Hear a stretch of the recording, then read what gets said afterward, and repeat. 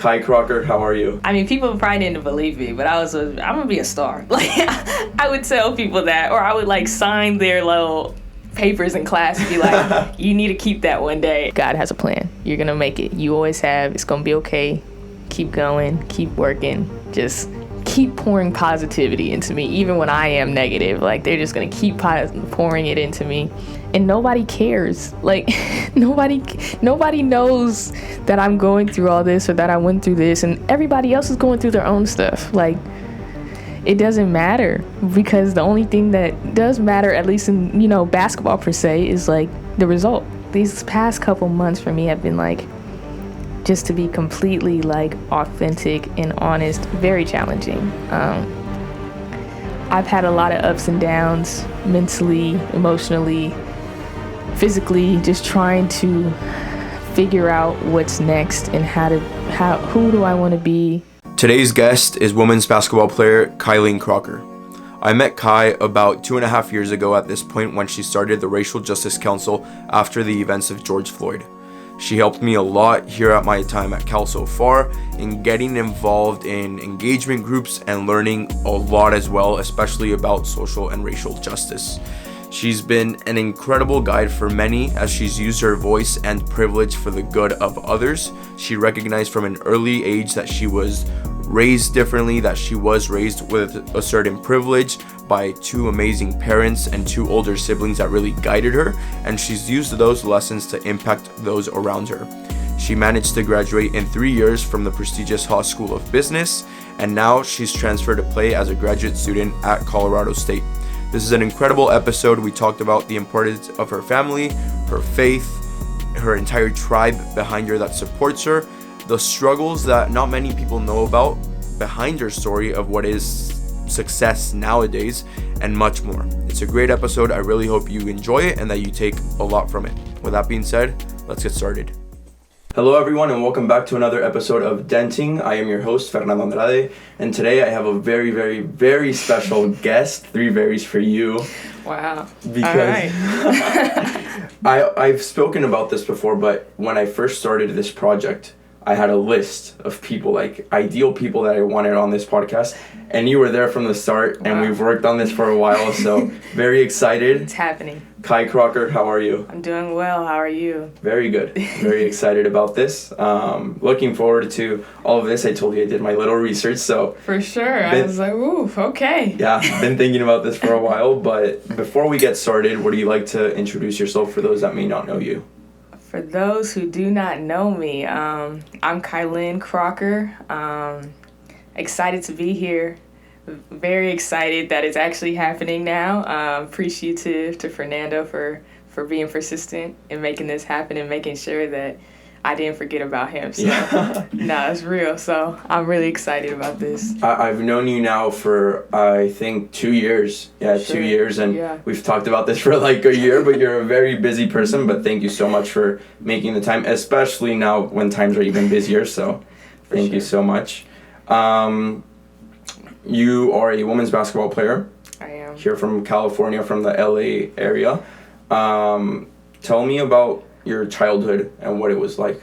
For sure. I mean, I have to say, I'll say Orange County area as well. Okay, my bad. I gotta rep both. Yeah. I grew up in Orange County, but, a lot of my family and went to church in LA, and so I gotta claim Orange County because I'm from 714 area, Cypress. So, growing up, I'm the youngest of 3, so the baby, you get everything. So I grew up with just always watching and seeing, and sorry, should I be looking at the camera? Oh, no, you can look at me. I was just checking that they're all recording, so if I do that, it's just me checking, yeah. My bad. So I grew up, the youngest of 3, learned everything from just watching and just being, the little sister that's always there. Didn't always say much, but it was just watching.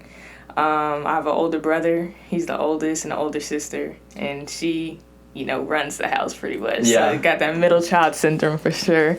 I saw that your older brother, Cameron, right? Yes. Yeah, he played basketball at UPenn. He did.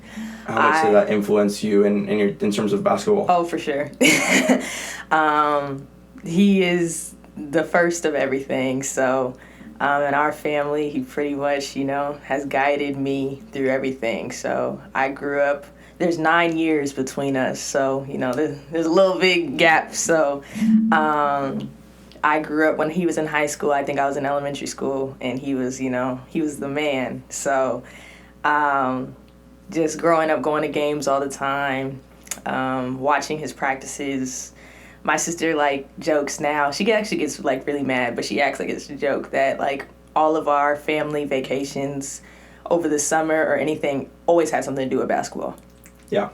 The first time we went on a family vacation that did not have to do with basketball was when I graduated high school. Damn. Because my sister graduated college, I graduated high school, and then my brother had graduated from his master's. So it was all in the same year. So we were like, okay. My sister was like, I don't want to hear about a basketball. We're not going to the gym. If you want to do your own workout, you do it. But we're not doing anything that has to pertain to basketball. So I was like, all right. But he has pushed me to be who I am today. Him and my dad, I never grew up with a trainer. I don't even really know what it's like to go, to a basketball gym and train and do all this type of stuff. I grew up across the street from a park. And then when I was in middle school or so, we got a basketball hoop in our backyard, and I would come in crying every single day. My lip was busted, or he pushed me, or he was just running me all hard. Your brother? My brother. No, when I got tough out there on the blacktop and on the pavement, and he would dunk on me. He would push me around.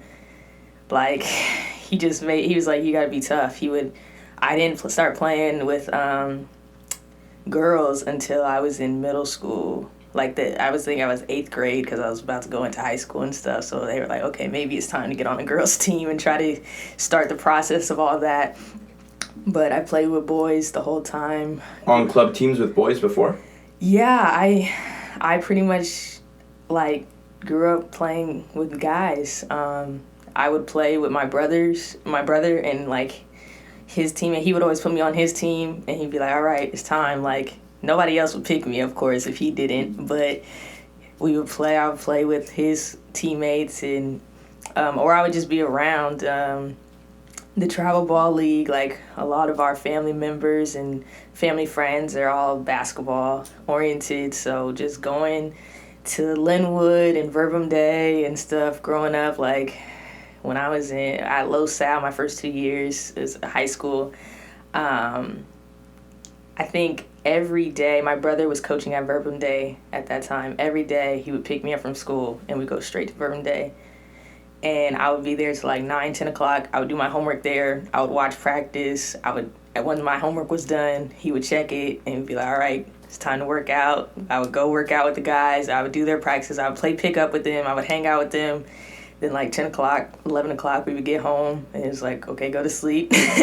Or eat dinner. My mom would have dinner waiting for us, and then that was kind of just my life, and I just really enjoyed it and grew up around men's basketball and guys a lot of my life. And then when I transitioned to the women's side, it was definitely different, but it was really exciting because I was like, all right, now I'm around people who look like me. Yeah. And but also they're always just you're different. You're different. You play different. The way you show emotion is different, a very different way of playing than a lot of women's basketball players. And I think that's a lot of because of my upbringing and my brother and my dad, for sure, making sure that when my brother went out to college and when my brother went off to Boston to coach, my dad just took it up and was like, all right, he would have to go to work at 8 o'clock in the morning. So he's like, okay, we're going to the park at 5 a.m. So we would wake up and go to the park at 5 a.m. and do some shooting and do some dribbling and do whatever I needed to do to get ready for the week. So at times my mom would even get out there and try to rebound for me or do what she needed to do. And my sister was just always there for support. And whatever I do, my family is my rock, and they have supported me through every step of my journey, and they're the reason why I'm where I am today, for sure. That's amazing. There's so many things to dissect there, and it's like... Yeah, it's long-winded, for sure. That was awesome, though, but many, like, pieces that I can relate to, at least. When you were talking about your siblings, right? Your sister's name is Chanel? Yes. And she went to UCLA. Yeah, you did your research. Of course, I'm telling you. I know my things. You're here. Okay. But she didn't play... Did she play sports or no? She did. Oh, she did? Okay. She did. So she actually... she was a dancer growing up. So that's why...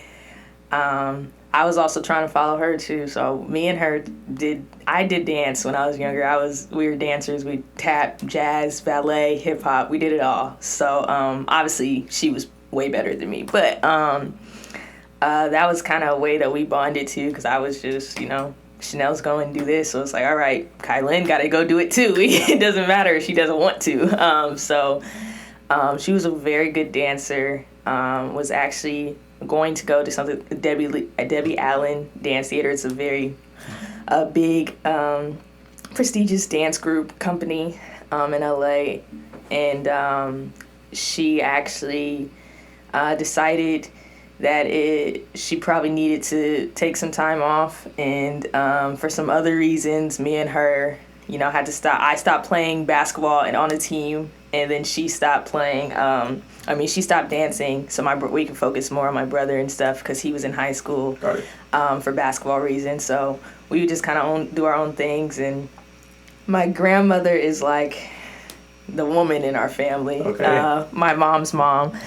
And she was a dancer when she was younger and in college, and she went to Southern University, which is the HBCU, and started majorette dancing there. So she was just be like, we spent a lot of time with her too, because my parents were always traveling with my brother, so they'd be like, go to Granny's house. I was like, all right. But all of this, it's awesome because it's shaped you into who you are. I think everyone is, in a way, and not in a negative connotation, but every single human is a prisoner of their own circumstances. For sure. And that just shapes you, and it's like everything you're talking about, right? And the reason I was asking about your siblings is because I'm the oldest of 3 as well. Mm-hmm. I have a younger sister, and we are 9 years apart, actually, as well. So the same thing you mentioned. But in this case, she is more like your sister in the sense that no sports. She's always tired, or she was, because my brother and I are in college now, but we both play soccer. And she was always like, every single weekend was just either at my games or his games, and she was tired of it. She's a dancer as well. So little things like that in terms of connections, or same thing with my dad, that 5 a.m. thing. For me, I was actually telling this to Jada. Oh, yes. Mm-hmm. And I was telling her how, like, we were on a ski trip once. It was just me and my dad. And we're watching TV, and an Insanity workout commercial comes up. Yeah. And he's like, you got to start doing this. I was in 6th grade, and like guys were starting to grow and I wasn't, and I was like, I need to start doing something. And he's like, well, you need to start doing extra work, and 5 a.m. Insanity workouts, shout out Sean T. Like, that's how it started for me. So a lot of those things I can relate to, and it's nice to see that, because like you mentioned, my family is my rock as well, and I think it's awesome that you have that, and it completely has shaped you. I've watched more games on TV than in person, but I remember the one game I went to this past season, there was this one play where you just you really fought to get like the layup in, and just got pushed down, and I posted on my story. I remember I just recorded that. You just fought for the ball in the paint, and then just put the layup up, got knocked down, and just sprinted back on defense. And it's like, that's the toughness that defines you, and the passion. And it's interesting to see how that's from playing with your brother when you were younger and things like that. For sure. And I appreciate that. I would be remiss to say, though, my sister did play basketball. Okay. So after she stopped dancing, she got into basketball. Obviously, her older brother, her younger sister were playing basketball, but she was actually really good. She calls herself Klay Thompson, because she was just going to sit in the corner and shoot. So she could shoot for sure. So she actually played through high school, and actually had some offers. And my dad sat her down and just was like, I'm going to be real with you. Do you really want to do this? If you go to college and you play, and you're on scholarship and you're doing this type of stuff, like, do you actually want to work out? Because during the summers when it was hot and I was out there sweating and doing all this stuff, she was inside watching Grey's Anatomy. And we, like, joke about it, but she was, like, honest. She's like, no, I don't want to do this. I don't want to have to work hard like that. Like, that's just, it just sounds, I'm pretty much like, it just sounds horrible. And I was like, that's real. Like, for her to make that decision so early in life, and for my parents to even, like, sit her down and, like, have that conversation and be like, you don't have to do this just because they do it and stuff. That was real, and I think, like, a big defining moment for her and our family, honestly, because it was like, all right, so Chanel is finally going to move into who she wants to be, not just because, you know, her older brother and younger sister are doing something, like, so she has to do it. Because everybody asks, like, oh, Cameron's a star? Like, Cailyn is maybe going to be a star? Like, you play basketball too, right? It's like, well, I guess I do now. So, yeah, I think that was, like, really big for her to be able to, like, start coming into her own. And it took some time, for sure. But, you know, she has found her niche, and she stayed in it, and she is okay with being different from us, but she's going to be our biggest supporters through it all. Like, she is one of the biggest critics, basketball-wise. Like, she knows a lot. People may not understand how much she knows just because of us, but she's always going to be your biggest supporter, going to watch every single game, going to watch everything you do, going to give you feedback, but also going to be like, all right, like, you're too hard on yourself. Like, but you need to get it together too. So it's like, it's good to have her, for sure, for me and my brother, because she's kind of like the sound one for both of us. Yeah. And even, I mean, I already gave a shout out to my younger sibling, so I'll give a shout out to the middle one. Same situation happened for him. We have, like, a lot of similarities in terms of we both play soccer and things like that. For sure. But I remember so he's 2 years younger than me. Okay. And when he graduated high school, he took a gap year just playing in a program overseas. And he just texted me, like, out of the blue, as he was, like, flying out to Spain for his program, and he just goes, my whole life it's been you and me. You were Batman and I was Robin, but now it's my time to be Batman as well. And that was it. And it's that's like, and he just said it that way, and I was like, wow, that's awesome. I love it. And I mean, I'm so proud of him and everything he's done. If he's watching, I'm very proud of you. I love it. But yeah, I think we all have that identity phase at some point in our lives, which I'll ask you about eventually. For sure. But moving forward, in high school, you went to Los Alamitos High School. I did. And that was for 2 years, was it? I did. I joke, though. I say I went there for about 10 years. But, so my brother went there. Got it. He graduated. Then my sister came in right away after he graduated. She graduated. Then I came in right away. So I have a lot of history at Los Al, but I went there as a high schooler for 2 years, yeah. What was that experience like for those 2 years, academically and athletically for you? It was an amazing experience. Like I said, it's definitely, like, shaped me to be who I am. All of the places, I think, over the last couple months with a lot happening for me, I've just had time to reflect over a lot of different things. And when you're in the moment, you don't really, like, understand how it's going to shape you, or when you're in the moment, you don't really always, like, aren't thankful for those moments. But I was in that school district, the Los Alamitos School District, since elementary school. So the people I went to high school with are the people that I went to elementary school with, middle school with. So I had a foundation there, and I mean, people probably didn't believe me, but I'm gonna be a star. Like, I would tell people that, or I would, like, sign their little papers in class and be like, you need to keep that one day. And looking back now, I'm like, girl, what was you doing? But I mean, that was just, like, my way of, I think, just trying to pour confidence into myself. But I was always just like, I'm going to figure out how to make it. I'm going to figure out how to do what I want to do. And I think I, at a young age, my whole family, extended family, like, with people, like, when I say my tribe behind me is deep, like, I got a lot of people from the church, from my immediate family to family we've just taken in, extended family, like, my tribe runs deep and wide. So the people have always been supportive of me that are in my tribe. And And I think LaSalle is one of the top schools, public schools academically. So from there, I was already put on the trajectory for academics. That's one of my parents' core values for sure, is academics, and my family in general. So they put us there for a reason. We didn't go to LaSalle just to go to LaSalle. Like, LaSalle isn't in our school district either. Okay. So even though it's the closest high school to where I live, but it's not my district. So my parents strategically did everything they did. And I understand that now. I didn't understand that then.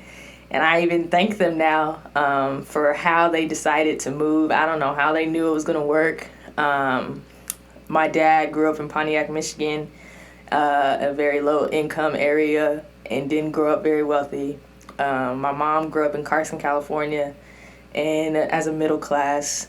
So they both had their own backgrounds and knew that they wanted different for their kids, educationally and socially. So that's why that we live where we live, and that's why they've done what they've done. When we were younger, we were like, this is crazy. Like, I was the only black kid in class all the time, or I was the only black kid in school, and I was like, this sucks. Like, this is hard. Like, why do we do this? We're the only black kid or only black family in the neighborhood. We've had some things happen, some racial stuff happen, but they were just like, they knew what they were doing. They did it for a reason. I think it's definitely shaped me to be who I am. So LaSalle was an amazing opportunity for me. I had my ups and downs there. But as I look back, I'm realizing it was such a great place for me to start out and for me to even grow up in with my brother and sister going there. The atmosphere, the way they handle things, sports-wise, they were very good as a public school. They started going downhill when I went there. They were way better when my brother and sister were there, but they started going downhill. But women's basketball was going uphill when I was there, so I was happy about that. And I was just fine, like, getting recruited. I got my first offer in 8th grade, and that was fine. I didn't leave LaSalle for more like scholarship reasons and that type of stuff. It was more just opportunities that I felt that I wasn't getting, whereas being coached per se, and being put in those situations to be better for college in a coaching situation. So I think that's why I made the move. But I still have people who support me from LaSalle and who still are following my every move, and I'm super thankful. There's people who I didn't even know were still supporting me, who show up at games at San Diego, or when we go to UCLA or USC, I'm like, oh my gosh, I went to high school with them. Like, that's crazy. And one of my best friends is still from middle school, and we went to high school together, and she's still like my girl. So it's kind of crazy that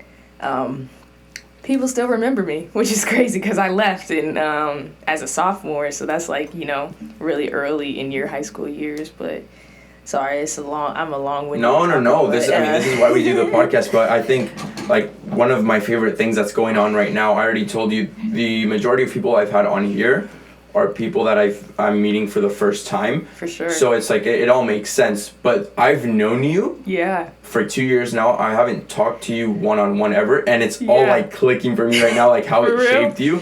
Like, you were saying you were the only black girl in class. And it's like, now how passionate you are about racial topics. or like with BSAC and things like that, which, again, we'll get into in a bit. For sure. Same thing with sports, same thing academically, and how it all shaped you. I think it's all clicking and it's all awesome. For sure. And then the tribe thing you were mentioning as well, like, my situation was the same. I went to school with, people come and go and high school's bigger, but from elementary, like kindergarten to senior year of high school. Oh, wow. It was like my same group of friends. And I've expanded, but like my core my core five have remained the same the entire time. And even right now, like a month ago when I saw my friends, it was them 5, and then I added like 2 or 3 in high school. Yeah. But it's always like the same people I go to. And again, I came to Berkeley alone, which is really nice because I get to expand. But even last week, like, I was getting lunch in San Francisco with 2 friends from like elementary days. And it's crazy, like you were mentioning, I had one of my reels just like blew up like 2 days ago, and I had people reaching out from middle school, and it's like, what? Like, it's crazy. I didn't even know you watched this or things like I'm that. saying, like, Pac-12 tournament my freshman year, when the last 8 or 9 games I played really well freshman year, and I had people reposting and posts. I was like, I didn't even know you still existed. Like, I forgot. Like, but it's crazy what you were saying about like your core group, because I think growing up in the church is very different. You have, like, I grew up at Southside Church of Christ in LA, and my great uncle has been the minister there for probably, I think it's 67, 68, something like that, years. And my grandma, they're from Texas, followed them out here. That's kind of how we have our core in California. But the church has molded me so much to be who I am and have the people in my life that I do have. And my mom grew up at that church too. My dad, when he moved to California, went to that church, and that's how they actually met. And the people that she grew up there, some of them are still there, and, you know, everybody just has kids, so then your kids grow up there too. So I have, like, my 2 cousins were the same age, they're twins, and then there's, like, Kenny, Cailyn, there's 5 guys that were all within, like, a 1 or 2 year span. Yeah. And, like, when I say, like, those guys and my cousins, like, they're my rocks. Like, they're my people. We all grew up together through the ups and downs. Like, we've seen each other when, like, they laugh now because all of us are in our glow up stage, but they sometimes pull those pictures back when we were all singing in little church choirs and stuff. I'm like, oh my gosh, that was horrible. We looked bad. But just knowing that, you know, people come and go, like you said, and I think I've learned a lot in college about people in general. It takes a lot for me to actually let my guard down and let people in for me. And those guys have been, and my cousins have been, the people who have, like, stayed true to who they are. They can check me when they're like, hey, you can, like, what you doing? And I could do the same, where it's like, yo, what is this? Like, so, like, those people in my life and having that core foundation for me that are my age, there's so many people, like, I grew up the youngest, so I'm used to older people always being around, but my guys and my cousins, like, we have been through it all together, and we continue to, even though we're all in different parts of our lives. It's literally crazy to see, like, that we're all growing up and we're all staying close and staying true to who we are. We may not talk every day, but whenever I go back home, I'm gonna text in our group chat and be like, hey, I'm home for 2 days, like, and they're like, all right, bet, we're gonna make it happen. I gotta work, I gotta do this, but come around it, or, like, we make it happen all the time. So it's really interesting to see how, like, that core tribe that you talked about, like, whenever it happens, like, one of my boys, he's in Vegas now. He just graduated from UNLV, and now that I'm going to Colorado State, UNLV is in my conference.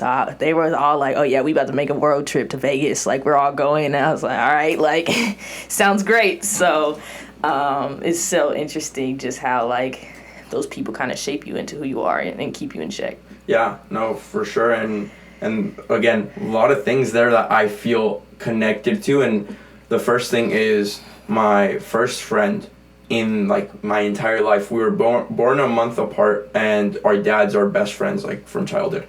And we didn't really, like, it was like a forced friendship before high school. And then we went to the same high school, and it started clicking, and we're not very similar, but to me, he's like a brother to me. For sure. And I was just talking about it with him the other day, like, we don't text people when we're not home, but as soon as we're home, it's like we never left. And it's the same thing with my closest other, like, three guys. Sure. And that's it. In terms of, like, how I'm relating to this, you mentioned your tribe and how important it is to you. Do you try to keep your circle small, though, like, in the people you trust and open up to? Because, for example, I think I'm an extrovert by, like, nature, and I will talk to anyone, and I could be friends with anyone. But to me, friends and family, it's like, you know, there's, like, a very, very, very big wall in between. And to get there, it's like, I mean, my actual blood family, and then the rest I can count on my hand, you know? Are you the same way, or how are you with that? Yeah, I wouldn't say that I feel like I count people per se, you know, like, I think me and my siblings, as we continue to grow up, we continue to realize, like, how our upbringing has shaped us. Like, my parents, we always would, like, be like, dang, we, like my dad especially, he doesn't have a lot of friends like that. Like, he's, like, about his business, he's gonna get his work done, and he's all about his family. But a lot of people know him, but it's not a lot of people he would call his friends. And my mom, the same way. My grandma, my grandfather, my grandparents in Michigan, they would always come every Christmas. Like, that was our time to see them. And they would probably, my grandmother at the time, she has passed since then, but she would stay a month, and my grandfather would stay like 2-3 weeks. So we always grew up with this foundation of just like family core. Yeah. And keeping the family close. So I think for me, it's just hard to let people in. Yeah. It's not like if I meet somebody and we vibe and we're cool, like, I'm cool. Like, you're not going to see anything different, I don't think. Yeah. Like, I think I'm just going to be me. But I also think that there are people who I know I can always count on. And for me, I think, which I'm working on right now, a lot of people always count on me. That doesn't mean I count on you, per se. That line just clicks with me so much. Yeah. I feel like there's a lot of people that may think they're close to me, or like they know that they can always count on me, and they do. But there's not a lot of people that I per se will count on or like open myself up to, where it's like, okay, I need you to do this. I need this. Like, I'm going through this. And my circle, I would say, is like small within that sense, but also like when I think of people like who I can count on, like, also just because of the church, like going back to church, like that core at Southside, and just with LA churches in general, like we're all over. Like, doesn't matter if you go to, people probably won't know what I'm talking about, but the people in the church that watch this, because everybody gonna watch this probably after, no, but if you go to Crenshaw or if you go to Figueroa or anything, like, we all are gonna support each other no matter what. There's people from all over different churches in LA, and I found a church out here now, like, that support me no matter what. But it's just hard for me to let people in, if that makes sense. But once you're in, like, you're in. Like, yeah. I take family, I take actual friends. I would say, like you said, it's like friends and family for you. It's like, I have acquaintances, I have friends, I have family. And, you know, acquaintances are cool, and I think I definitely need them. They're cool to hang out with. They're cool. I have some, like, close friends, for sure. And then I have my family, who's the core of everything. So, you know, friends definitely turn into family, but I don't know. Nobody's going to ever be on the same level as your core family, for sure. Oh, though. Obviously, like, to me, I mean, my actual blood family that's why I said blood family, and then, like, family, you know, because that's what I consider them, and the rest are friends. And there's no, it's not even a diss, or like you said, accounting. I'm not like, oh, it's only 5 and that's it. I'm not saying that. I'm just saying, to a lot of people, I think we're both friends too, by definition. We can sit down, we can talk, we can help each other out. If they need anything from us, we will be there for them. If they need a shoulder, we will be there for them. But it's not necessarily the other way around, is what I was getting to, and it seems like you're the exact same way. Yeah, I think, you know, and my teammates tell me this all the time, but they're like, you're just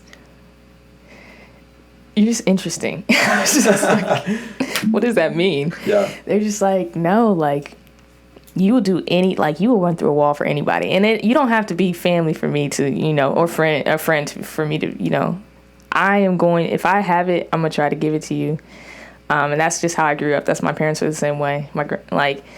So if I can do something for you, if I can help you, if you just need to talk, like, I'm there no matter what. But they're like, just, yeah, like, they're just like, there's just so many layers to you. And I was like, okay. That's what makes right, it unique, that's though. like, right. So I was like, I'll take it. But I think at first I was just like, huh? But I think I'm starting to embrace it, where it's like, there's a lot of different levels to me.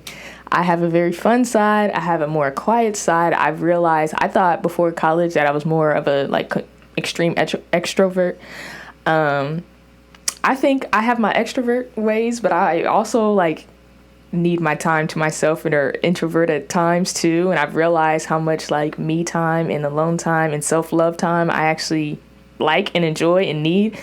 My teammates make fun of me too, because like I'll be in the dark in my room, and it's not like, but I just, watching TV. I love TV, movies, like I love it. And doing my homework or doing like, I'll be in the dark doing stuff, and they'll just walk in and be like, you okay? I'm like, I'm great, actually. I'm okay. Or sometimes I'm like, I just need some time.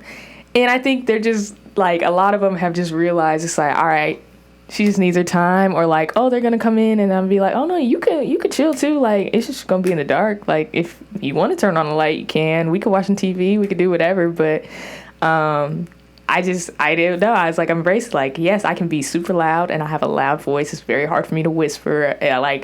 Or I could just be in a corner somewhere and just be chilling, and there's nothing wrong. It's just, the vibes of everything. So I think my teammates just embrace me for who I am, and I appreciate that. And they're like, yeah, you're just interesting. I've never met somebody like you. You're just so unique. And I was like, thank you, I guess. Yeah. No, I mean, again, this is one of my favorite things about the podcast. It's just meeting people and like connecting in that way. I mean, I think there's a few of my roommates in the kitchen right now, but it's totally fine. If they're listening to this, they'd be laughing, because my whole team literally makes fun of me for how much time I spend in this room, because people don't understand like the whole process of like editing and posting. It's very lonely.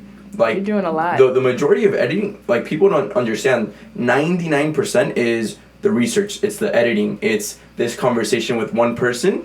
And the 1% is just posting. So I'm in my room working the majority of the time, or like you said, cut and make sure it's all good and all of that type of stuff. Levels of sound and everything. And it's not only the editing. It's then schoolwork. It's if I want to watch Netflix, if I want to read a book, if I want to call my family. Like, I'm in this room the majority of the time. And like you said, at Cal, personally, I've found myself to be an introvert at times. I'm usually the loudest guy, the one that's always like socializing, but at Cal, it's like I've definitely found my quiet side and my stillness and being alone and contemplation and things like that. But like you said, I definitely appreciate, especially my roommates. I mean, I've had a good amount of roommates in this house now, but they all understand, like, even right now, they're being very nice about keeping it down while we're recording or little things like that. Like, they can adjust to me the same way I adjust to them. And it's just so interesting how we connect in that sense, because if they listen to this, they'd be like laughing. It's like, yeah, that's exactly who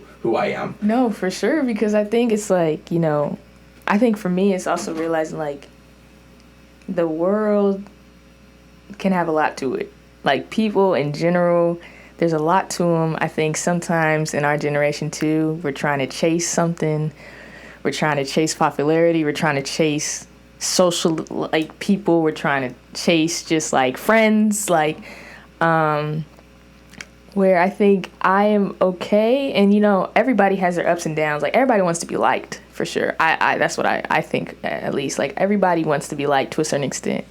And I think I'm at the point where being okay with, like, just being me. Like, I don't have to, do everything that everybody else does. And I think my parents tried to instill that in us, for sure, growing up. It's like, you are uniquely and wonderfully made. So you don't always got to do everything that everybody else does. You ain't got to, walk the way other people walk. Like, walk your journey, walk your life, and walk the way that you want to be, just make sure you let your light shine and, be nice, be genuine, and be authentic. And that's where I'm trying to be. Like, I'm going to be real. I'm going to try to be authentic. And, everybody struggles with their ups and downs, especially like I struggle with my ups and downs, which is like trying to figure out who I am and who do I actually want to be and who do I want to surround myself around? Because for me, it's also big about who I surround myself around. So I personally don't have to surround myself around everybody just because everybody wants to, like, is around that person. Like, it's like, okay, like, what are the vibes of vibes I think lately have been big for me. It's like, okay, what are the vibes of this situation we're about to walk into? Because I don't need my energy to be drained. Yeah. My energy gets drained by just everyday things all the time. So who are people that are going to, like, maybe drain my energy, but also pour into my energy so I can be uplifted? Like, and I think that's been super big for me last couple months. Like, who's going to drain my energy and who's going to pour into my energy? Yeah. It's like, okay, I don't really need the draining right now. Like, I don't need that. Like, I don't have to go. You guys go have fun though. But I don't need to be around that. But I think Cal, I've had my ups and downs, but I've found some great people who pour into my energy just as much as I pour into theirs.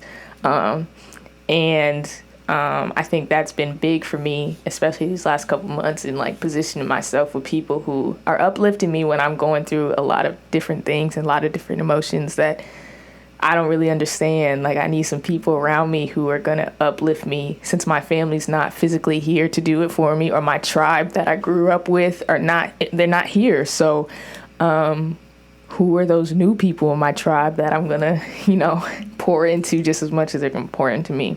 Yeah, no, that all makes perfect sense. And as you're starting to mention, Cal, we'll transition into your transfer in high school, right? Yeah. And you've mentioned the church quite a few times now, and Mater Dei is a private Catholic school. Yeah. Context, I went to Catholic schools from kindergarten to senior year of high school. So I understand that process as well. I know Mater Dei in LA because there's another one in like very South San Diego. That's actually where my sister goes. I went to Mater Dei in Santa Ana. There we go. So it's in Orange County, yeah. Sorry, not LA. No, it's Orange good. County. I know everything in that area. We're all close. Yeah. Like, when people ask where I'm from, it's like, okay, are you from SoCal? And they're like, no, I'm from LA. Yeah. And then if people are like, no, it's like, okay, I'm from Orange County. Yeah. But that school is known to be, at least in SoCal, a powerhouse in terms of sports and academics and everything. The world, yeah. I think we have the most professional athletes out of high school. There's a lot. There's definitely a lot. And it's a transition from public schools to private schools. What role did your religious beliefs play in going to that school? Was it, you mentioned opportunities before, so how much changed? And just for context, at Los Al, before you transferred, you were already all CIF in 2017. So how was that? Was it a step up in your career to go to that type of powerhouse school in a way? So, yeah, thank you for my accolades, Los Al. I have forgotten, but that transition for me was like a big part of my life. I went from public school and being in public school my whole life to a private school. Very different. Very, very different. I had no idea that it was going to be such a different transition. I think I was looking at a lot of different high schools when I was making the transition. It's honestly came from me just being honest one day to my family, and I was just like, I don't know if I'm happy here, Los Al. Like, there's just a lot going on, like, socially and everything. It was great academically. It was just more the basketball side, and my teammates that I had at the time were great. Like, some girls that came in too, and we were going to be very, very good. We had a lot of fun. It was one of, like, the most success that Los Al women's basketball had ever had. And sometimes, as you look back and you're like, dang, like, if I would have stayed there, like, what could we have done? Yeah. So I think at that time, it's all kind of like, it was all so much going on. It's all a little blurry. But at that time, I got invited to USA basketball to play for the team. Yeah. That summer, I believe, it's kind of like, it wasn't summer. It's like towards the end of the year. And I think at that time, I'm very grateful for the opportunities that I've had. So at that time, I was grateful and thankful to have a lot of mail coming in because a lot of schools were sending mail every day, and I was getting stacks of mail every day, and my mom would just put them on the table. So when I got home from school, she's like, I already looked through them, but you can open them. It's like, all right. So there was just like this one particular day where she was like, I have something special. It was like holding it, and I was like, what is this? And like, it was like a USA envelope, and I was like, oh my gosh. I was like, whoa. So I got invited to Colorado and everything, and was having an amazing time.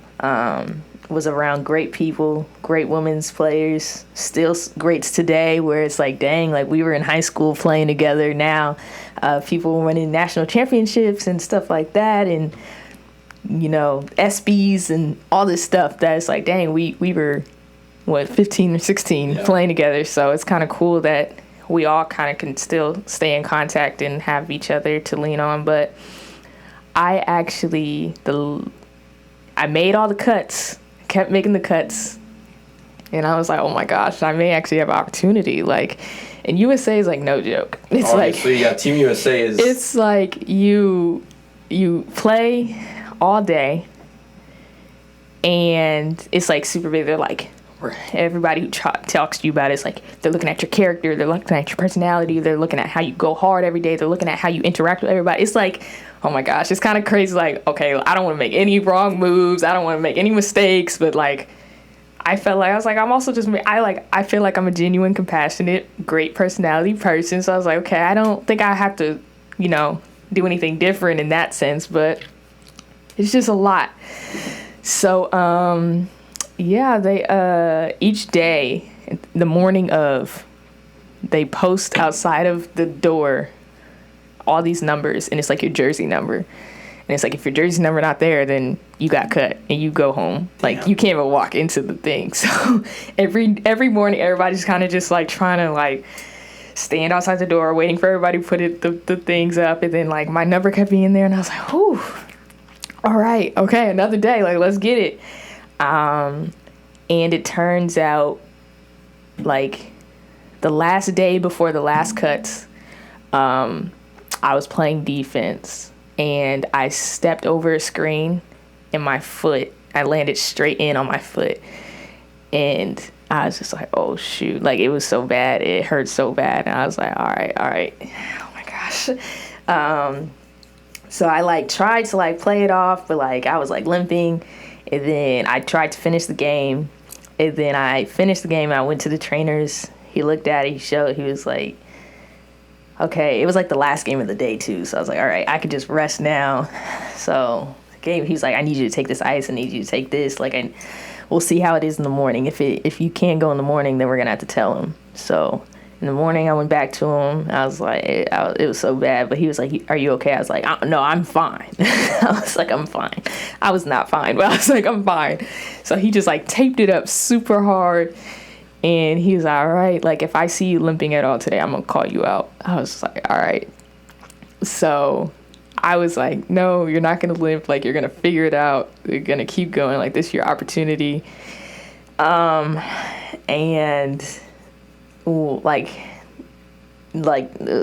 during the games, I was doing okay. Like, I was still able to, but somebody like clipped me again, and I started limping again. And I was like, oh gosh. And one of the evaluators of USA came up to me, was like, are you hurt? And I was like, oh my gosh. It's like, yeah. And she was like, okay. And I made it another day, and then right before you make the team, they were like, you're really injured, like we can't take you anymore. So that was like really like heartbreaking for me, because I was like, dang, like if I didn't get hurt, like I really probably could have made the team possibly. But I went home, and it actually turned out to be like something really bad, and I had to have surgery. And through all of this, I was just thinking about like LaSalle and kind of where I was. And my brother actually noticed it first and was like, I think she needs to go to therapy because she doesn't seem right. And talked to my parents about it, and my parents like, are you sure? And he was like, there's something off. And my parents were kind of feeling it. My sister was kind of feeling it. Which is like, I was just more like, I feel like drained every day from just it was a great situation, but it was just very draining because, you know, they didn't have the excellence of women's basketball yet. They didn't really have like a tradition of that all the time. And I was just really trying to be like, okay, like LaSalle can be something. We didn't always have the greatest coaching during practices of just like being there and being present with us. It was kind of like, go out there and do your own thing. And I was like, this is not how teams work. And this is not how kind of like you go to the next level. But as a 15, 16-year-old, like it was too much for me to handle. It was like, I can't be running practice every day, doing these AP classes and doing this and doing that and trying to make sure everybody's okay and trying to call plays during the game where it's like, I was just like, this is a lot. We're doing too much, yeah. It was a lot. I think it was, like I said, it was just being drained every day. And then when I went through my surgery and all that, and that was my first time of actually being like really hurt per se. I had like little things throughout, but I had never been like out for 9 months and stuff like that. It's like, that was new to me. So I started actually going to therapy, and at the time I was like, I mean, there's nothing wrong with me, because I felt like there was still a bad connotation of going to therapy and seeing a therapist. And I was like, yeah, I feel like this is weird. Like, I had to go in there and sit there and talk about my problems. And I'm also just like, you know, I've been fortunate to grow up and have a pretty good life. Like, I have both of my parents in my life. We live in a good neighborhood. Yes, there's things that, you know, ups and downs and financial barriers and stuff, but like, my parents always figure it out. Yeah. So I was just like, why am I sitting here in therapy? Like, there's something wrong with me. But as I like actually leaned into it and just kind of like let myself open up, and it was like an amazing experience actually for me. And during that time, I was also trying to figure out, like, my parents were like, okay, I think it's time to take her out of LaSalle and what's next. So I was looking at Long Beach Poly, I was looking at Windward, Palisades, which Windward is deep in LA and Palisades is almost Malibu. So those are drives.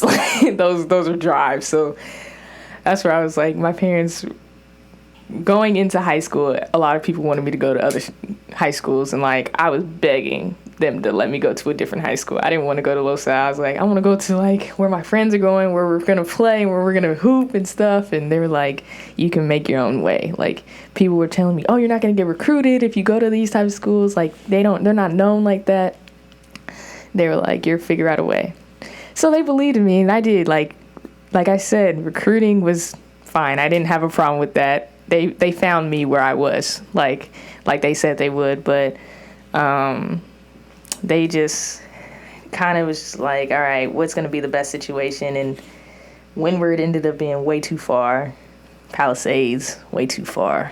Long Beach Poly was just hard to get into because there was just some new rules that had come about. And then Coach Kiernan at Mater Dei was like, let's go. Like, we're ready. They had been trying to get me when I was in middle school and stuff. And yeah, it's a great academic school as well. And my mom actually works in Irvine. So that's very close to Mater Dei. And by that time, I was actually starting to drive too. So they were like, you're going to be driving yourself. It was also a drive because, you know, SoCal has a lot of traffic. So I was in the car for about an hour to hour and a half sometimes every day. That's the private school commute. I completely understand that, yeah. Yeah, so I was there like that. But modern day embraced me. It was actually a challenge religiously because I'm not Catholic. I was going to say, yeah. And I had never really been around Catholicism. And I didn't really know if they were going to like try to force me to do, Catholicism ways, or like if I still very respectful of, everybody and their own choice in their religion and everything. But they actually didn't force me. They had, rules that you had to follow. And there was a lot of rules. I was just like, this is too much. Like, guys couldn't have facial hair, or you couldn't change your hair and all types of stuff. And I was just like, as my culture, like, I'm going to change my hair a lot. Like, I'm going to have braids one day. I'm going to have my hair out one day. I'm going to have straight hair one day. I'm going to weave. Like, I was like, that doesn't work. I don't think you can truly, like, try to define who I am as my hair. But I think once me and the deans and stuff had that understanding, they were fine. They had some stuff to say about my hair sometimes. So it's like, okay, well, I just spent 6 hours getting individuals done, so I'm not taking it out the next day. So, but it was an experience, and that was actually kind of cool because I was able to understand a different religion from mine, what I grew up going to. And it was interesting to see both of them, how they're different, how they're similar,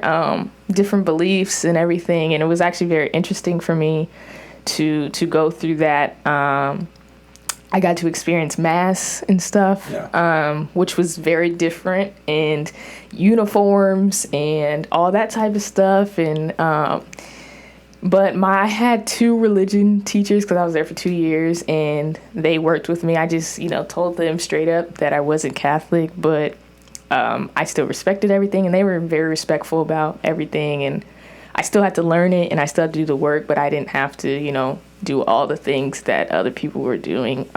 So it was just a very interesting pathway. But going into that situation, I'm actually very glad that my family could see where I was at and know that I needed help, and were able and okay to say it's okay to get help, and we're going to get you the help you need. So going into modern day, I was in a way better mind space and able to come back from my injury than I think I would have been if I didn't go to therapy. Yeah, no, that's all very, very powerful, and I can relate to that in terms of transitions. I've had 2, I guess, from middle school to high school, and then from high school to college, just like changing teams and changing schools and keeping my same core family, tribe, friends, whatever we want to call it, but then changing overall friends in general and who I was around.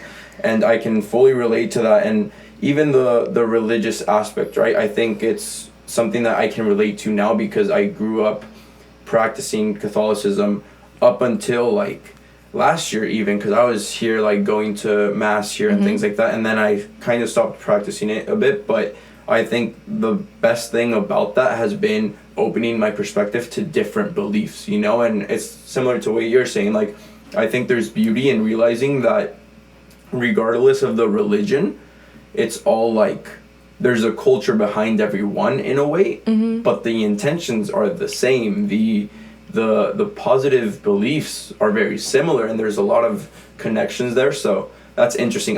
Like I said, I went to Catholic schools, and I had a lot of friends that had, like, I had a few, like very few, but some Jewish friends, many agnostic friends, some even atheists, and they were all in the Catholic school. And it's so interesting to get to talk with them in religion class. And I know one friend that's an atheist.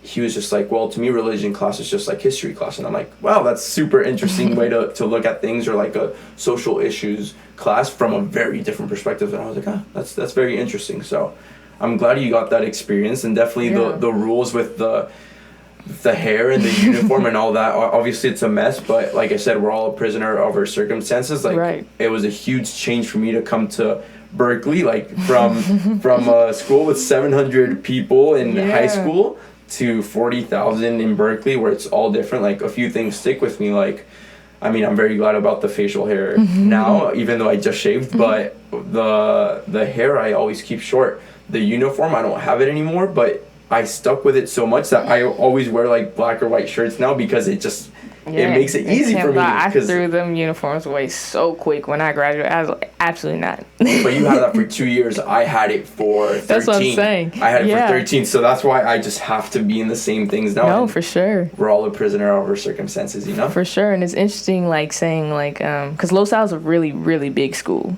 like, very big public school, to Mater Dei being a very, very small school. Like, when you look at the facilities for athletics, like, it's like a college. Yes, I know. It's amazing. And I was able to have that. Like, weightlifting was like a class for us. Like, we lifted. Like, that was my first time starting to lift. And they got me right, for sure. Like, very quickly for college, where, you know, when I got here, our strength and conditioning coach was like, oh, you're good. Like, go with the, you know, the veterans. Like, you seem to know what you're doing. I was like, yeah, they literally told me when I got there, they're like, we want you to, when you go to college, you'll be with the veterans. But it's like interesting, because I think my starting of being okay with, like, just being who I am and not always having to fit in to have friends or people kind of started probably maybe at Mater Dei, because I think it started at Los Al, but definitely at Mater Dei, because I came in as a junior, so kind of everybody has their people already. Like, you have your group, you have your friends. Like, nobody's really trying to, like, meet new people and bring people in and stuff like that. So it was kind of interesting, especially since I was in a new area where I didn't know private school, you know, ways and how, you know, it works and all that type of stuff. And I was super close to my team. Like, we were really close and cool.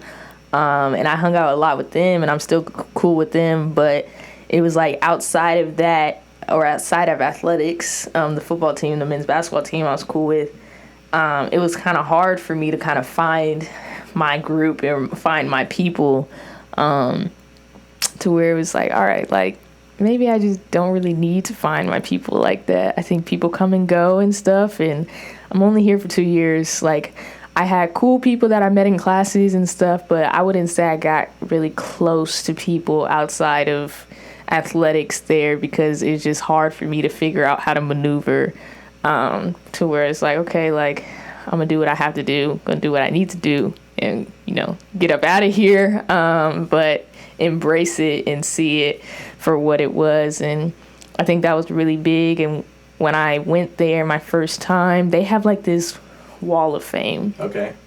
Like, and everybody's, like, if you make it, your name gets plastered there. And it's like right outside it's like, Mater Dei is very nice, but it's like right outside the locker rooms, and like you walk down, it's just like this memory lane of like all the Heisman winners and like people that are on the Hall of Fame and retired jerseys and all the Heisman trophies and stuff. It's like you just walk down this. So every day you walk down this Hall of Fame kind of like hallway, and it's like you have no, you want to be great. So when I first got there and I saw that, I was like, my name is going here. I know only have 2 years, but like I need my name to be up there. Yeah. And that was kind of like a big thing that like pushed me, where it's like, I also want banners. Like, Mater Dei has, especially women's basketball, there's WNBA players overseas. Like, they place people in positions to go to the league, and most of them come back too. So it's like, it's crazy, because most of them come back or either coach or like just work out in the facilities, because once you're there, you're like, they say Monarchs for life, and it's real. Like, even when I go back home, like, if I don't have anywhere to work out, like, I just go to Mater Dei, and Coach Kieran he's going to be there at 5 to 7 a.m. every day, no matter what. He's going to be there because he's going to work out. So he's just like, all right, come on whenever you want to, whenever you need to, or, oh, we're having practice, like, come play with the girls or whatever. Like, it's just an open invitation. But you're just, the level of excellence that they have is crazy, and they pour into you, and you just know, and like every day you just like, you're working towards something, because that's what everybody has. Like, it doesn't matter who you are, it doesn't matter what your name is. Like, your name probably is up there on that wall, or some people, but they come back and they're just like Mater Dei students. It's like, yeah. But it was big. I was thankful that one of my biggest things is like getting my name on that wall. I actually did, which I'm super proud of, and I'm really happy about that. I made it up there on the wall. Didn't get a banner, but the year after they got 2 banners. So I was like, all right, I feel like I helped pour into that, because the people that were under me were the ones that were there when I was a senior. I helped pour into them.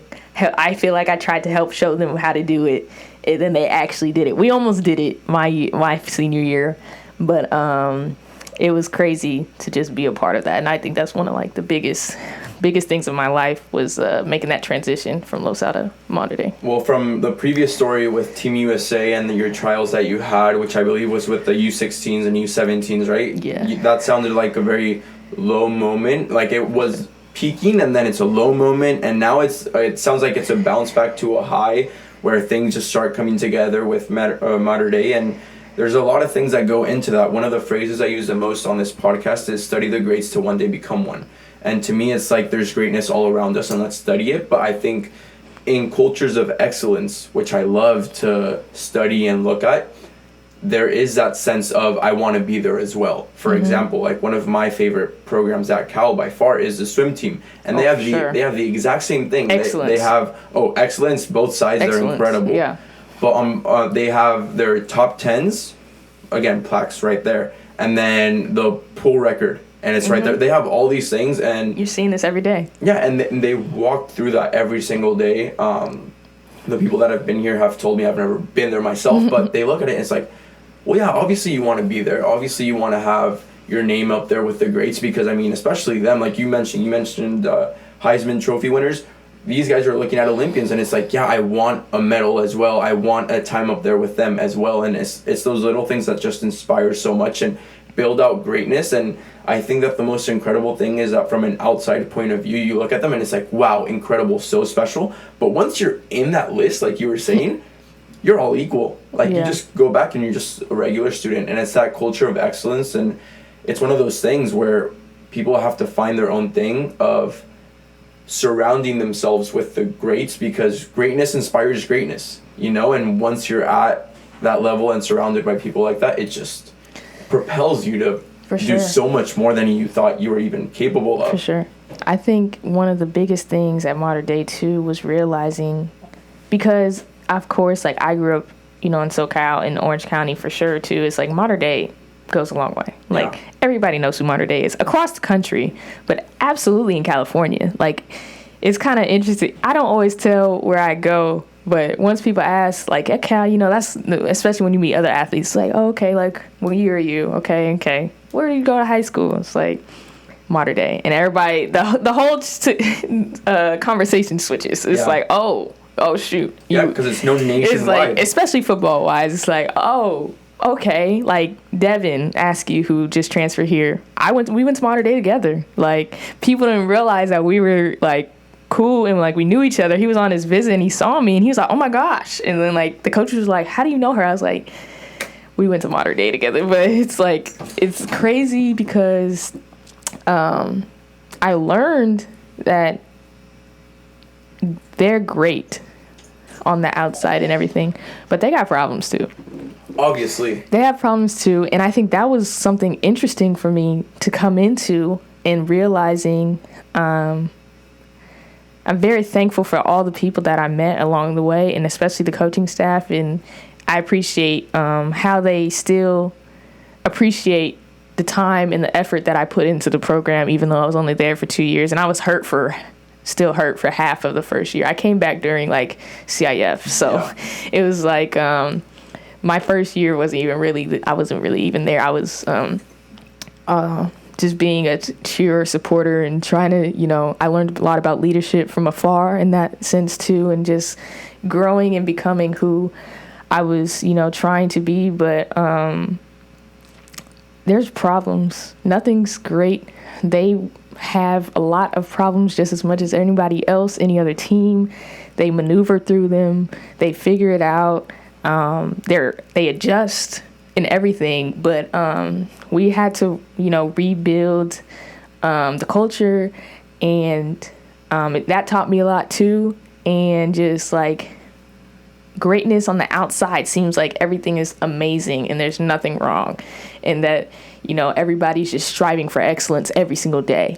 But during that, you know, modern day, I had my, you know, lower moment.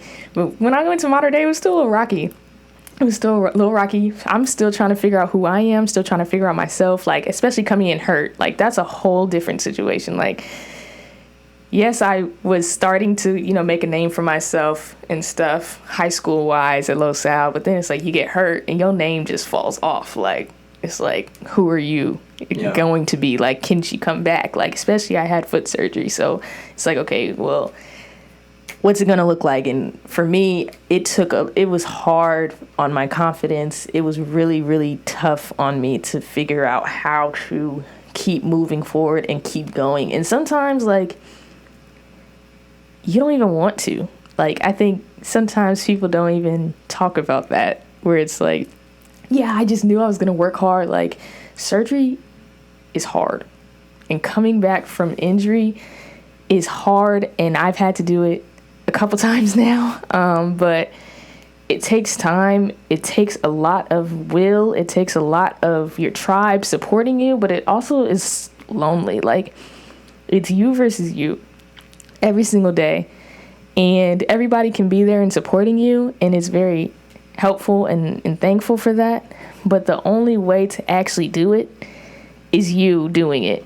And when everybody that you know used to be for you and used to be with you and wanting to, like, oh, you're going to be this, you're going to be that, like, oh, let me do this for you, the silence gets real silent real quickly. And it's like, all right, I was just like on this high, and now I'm like going down, or like, but like, I still believe in myself, even though I have my times of like, I don't want to do this. I can't do this. Like, my foot, I had to learn how to walk again. Like, I was just like, this is just so much. Like, is this really for me? But I think that's where my faith came in, and being a part of my church core and having people praying for me. And I have some prayer warriors for me who I'm like, I know you can get a prayer up there, hopefully. Yeah. So,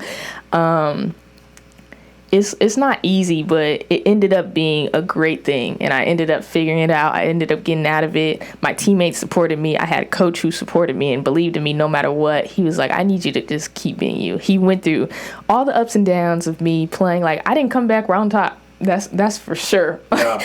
I did not come back on top. I needed some time. I needed I needed some times to just like make mistakes, and he'd be like, all right, we're still giving you the ball. Like, it don't matter. Like, we're still going to give it to you. Like, I still believe, like, I've seen it in you. Like, it's still, like, you have glimpses. Like, just stick with it. And my spring break, actually, my family sent me to my brother in Boston. And I was just like, oh, this is a great spring break. Like, and tell me, it was like Gill, Massachusetts, which is in the middle of nowhere. Nowhere.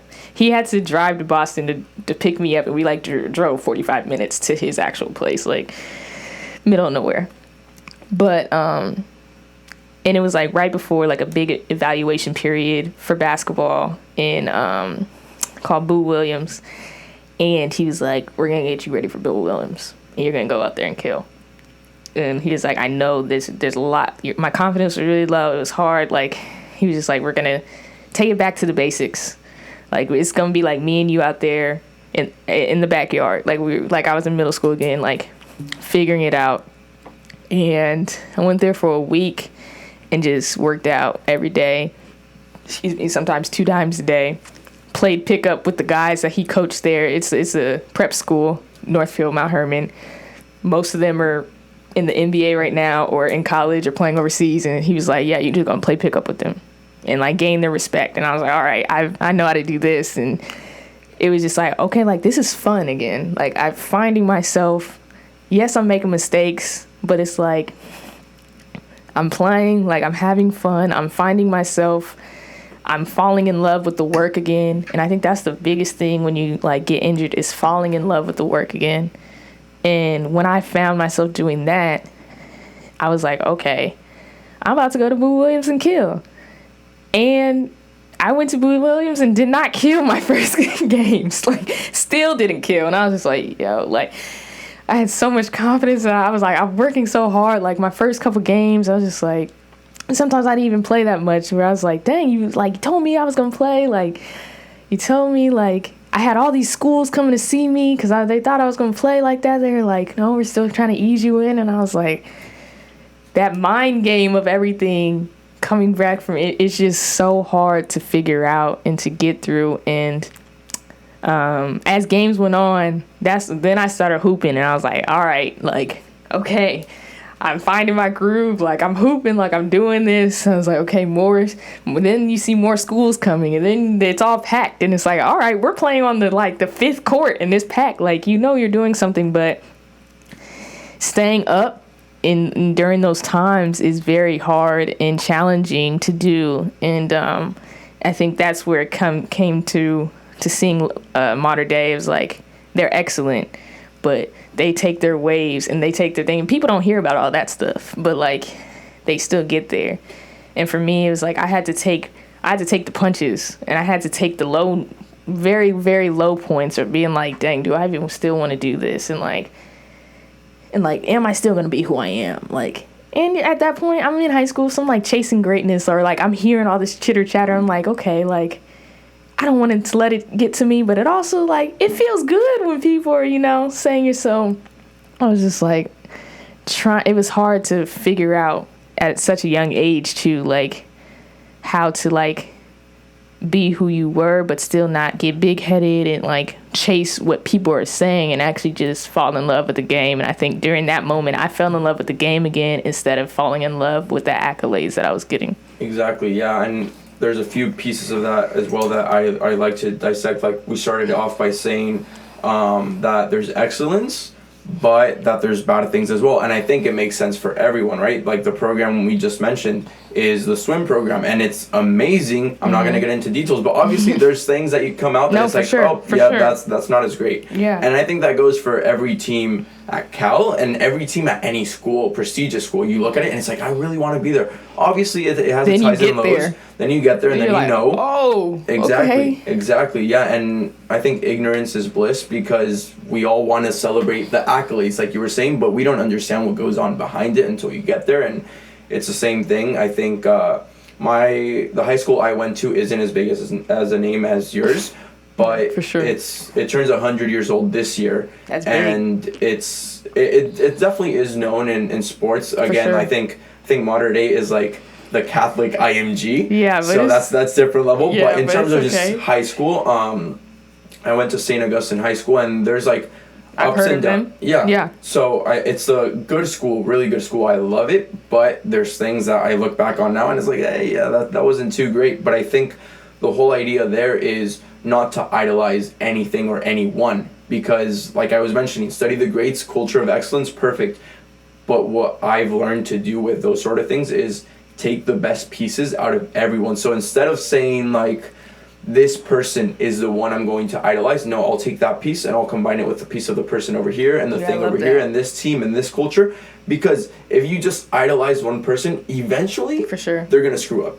There's so many good things. It's human, yeah. But it's human, exactly. So I screw up too. Like, that's a part of it for sure. Yeah, and it's that part. And the thing you were saying towards the end, I can relate to right now, because I had my injury last year, and then last summer, like a year ago, I was like starting to walk again. I remember that, Yeah, so it was my meniscus, and it was like, since it was spring season, because we only had spring season, and then we had a fall back-to-back, so I missed both of them pretty much.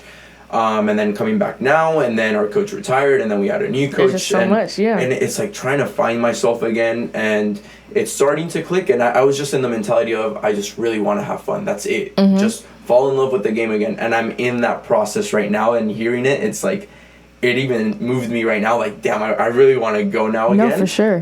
Because I'm in that point of stillness and contemplation and thinking all these things, and do I really want to do this, do I not? And now it's like, hearing you talk about this, it's like, damn, I want to really get after it, and I want to dive deeper into that, because I know there's a second part to that at Cal that I can relate to so a bit much. more. I know. You got me down. Like, you had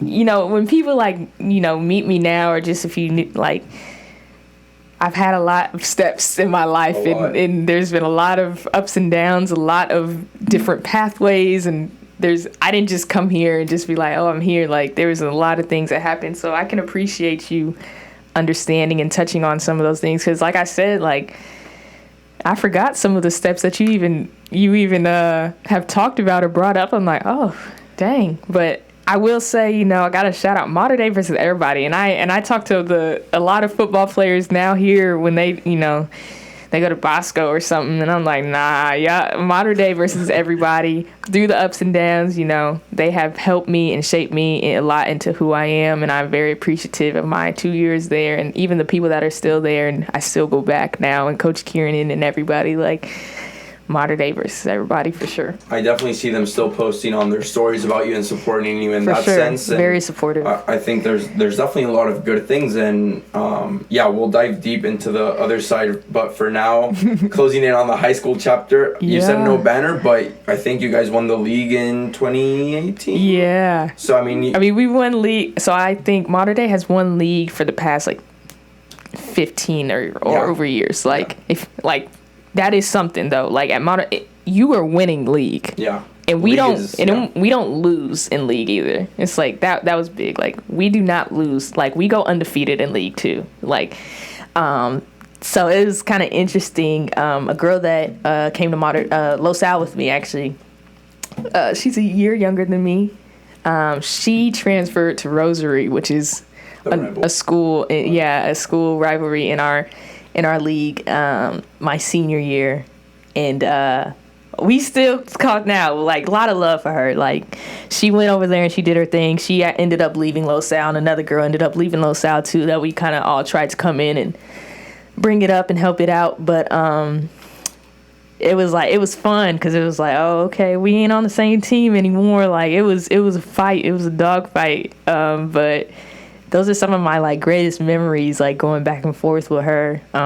We still won league and stuff, but I had to, and we talk about it now. It's I had to make sure, no, but it's kind of cool, all the different people in relationships I've met and had from basketball. People are how do you even know this person that lives in Virginia? It's oh, we play together, or we played against each other, or women's basketball, or just basketball in general.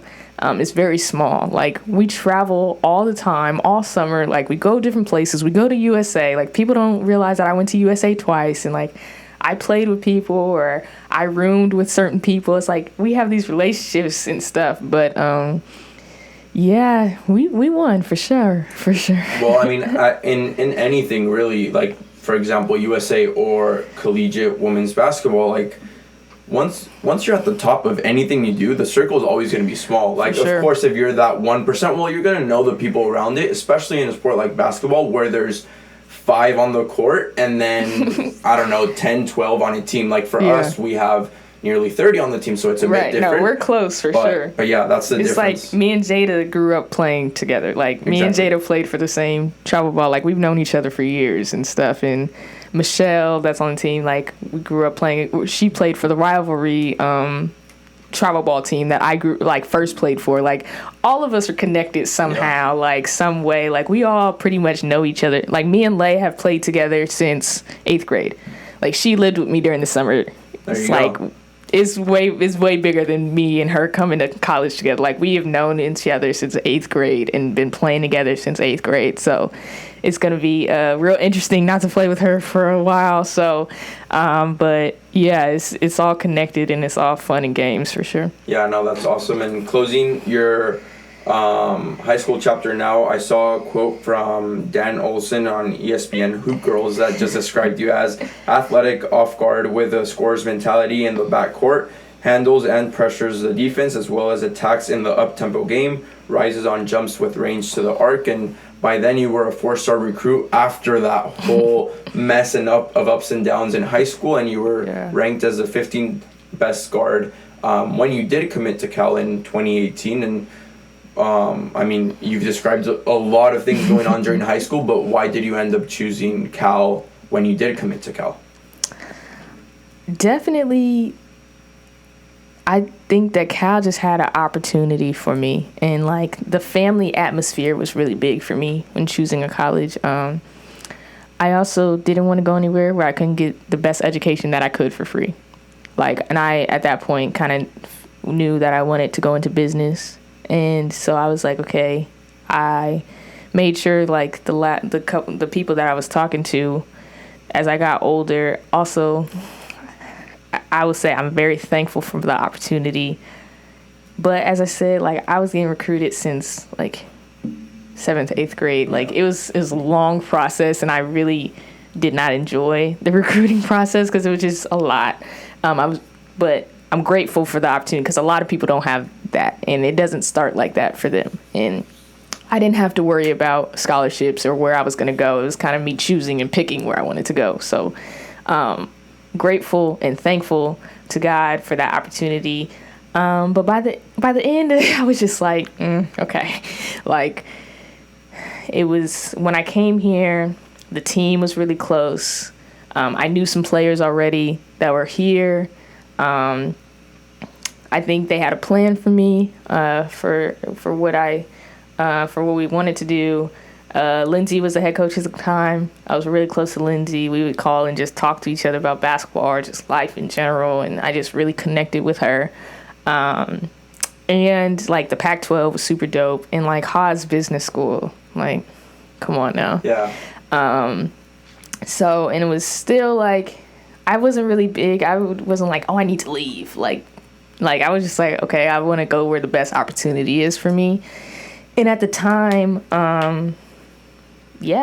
Cal was great, and it was a hard decision, and I had to figure out and I was like, okay, like I had a lot of people praying for me, and I was praying about it. And when I came to Cal and after my visits and stuff, I was just like, they stuck with me through everything, because they started recruiting me when I was in 8th grade.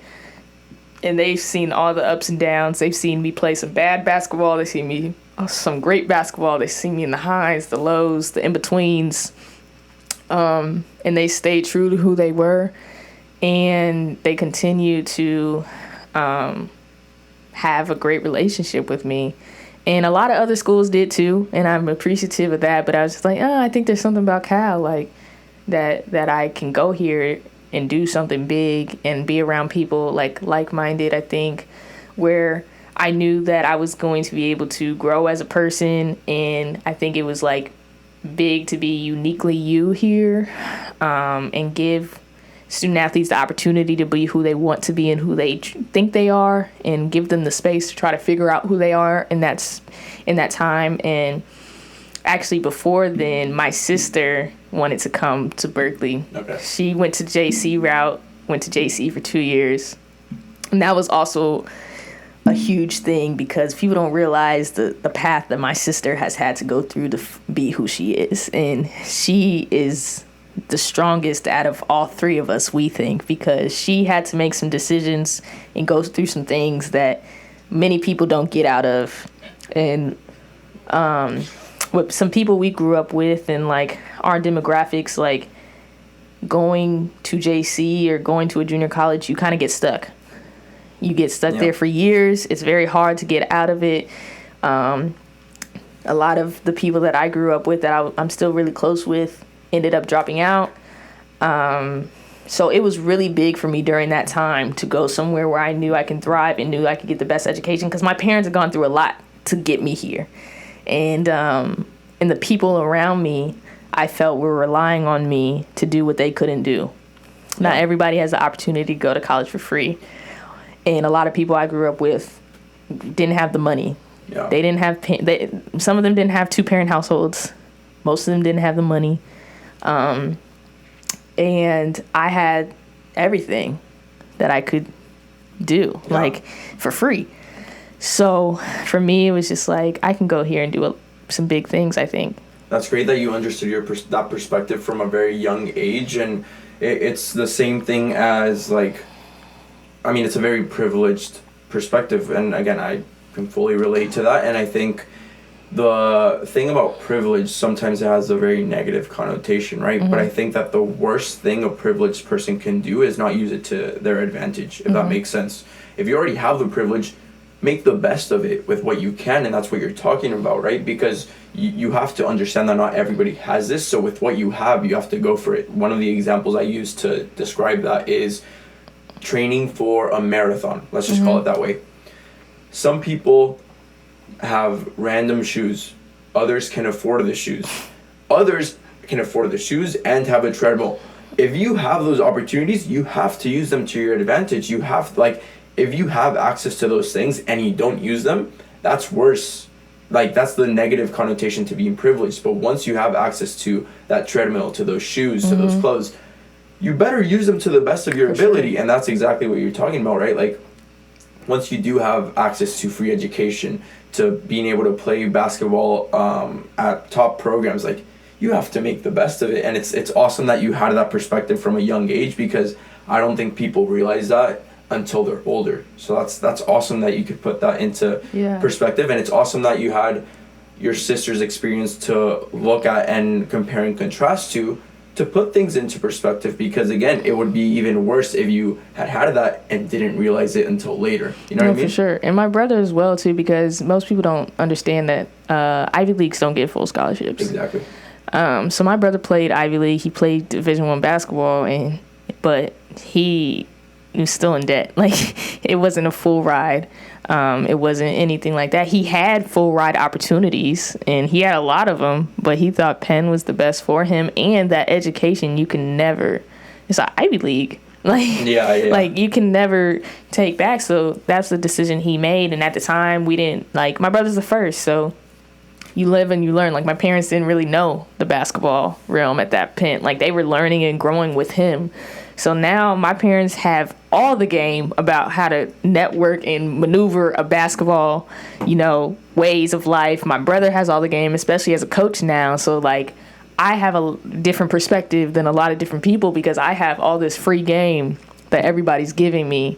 And I'm in these positions and talking to, I have, people that my brother knows that he allows me to talk to, or I go a lot of places with my brother when he comes back. Like, I go recruit with him, or like we go watch some players, me and my sister. But like I'm in a very different, I've seen a lot of different things that not everybody is able to see. So the way they handled me was a lot different. As we look back, we're like, oh, okay, we could have done some different things. Like, we could have actually posted like all my, scholarships, because that's big. Everybody wants to post this, post that, but I was like, during that time I was like, no, I'm gonna be silent and move. And it's like, oh, maybe I could have been like a McDonald's All-American or whatever if I would have actually done that, because it's kind of, basketball is kind of like a lot of clout too. So that works. But also I as I look at it, I'm like, hey, you live and you learn. But I had a great opportunities growing up, and I was able to do a lot of things that a lot of people weren't able to do.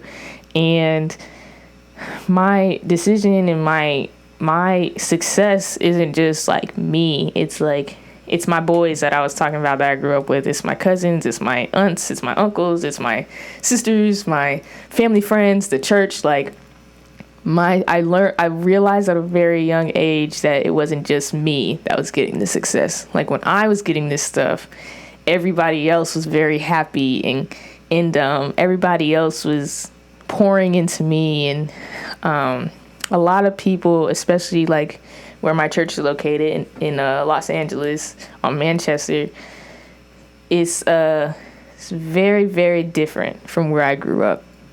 And not a lot of people go to college. Not a lot of people have the opportunities to. Not a lot of people can move up and have the resources to move up in the way that my parents pushed us to have the resources, and really challenge themselves and put themselves in bad situations so me and my brother and sister could have the resources and opportunities that we have. And I want to be able to try and help other people realize what they can do and realize, or how to do it. Like, I think a lot of people, we just don't have the the knowledge of how to do all this stuff, or that we can do all this stuff. So that was big for me, because I tell one of my best friends, and he's in my guy friend group that I talked about, we all grew up together, like, I think he's one of the reasons why I got into Haas. Okay. Like, he's one of the huge reasons I think I got into Haas, because it was a big pivot in my life. One of the situations we had where I was like a sophomore, and he's like two years older than me. He was a senior, or is he a year? Something like that. He's a junior, senior. And he asked me to like read his essay. And I was like, okay, for sure. Like, just send it over, like, share it with me.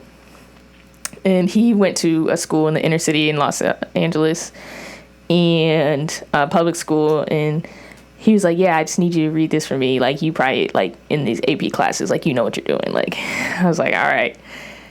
And it was just like, reading it, I was just like, wow, like, our schooling is so different. Like, me growing up in Orange County and getting public school education is very different from growing up in Los Angeles and getting a Los Angeles public school inner city education.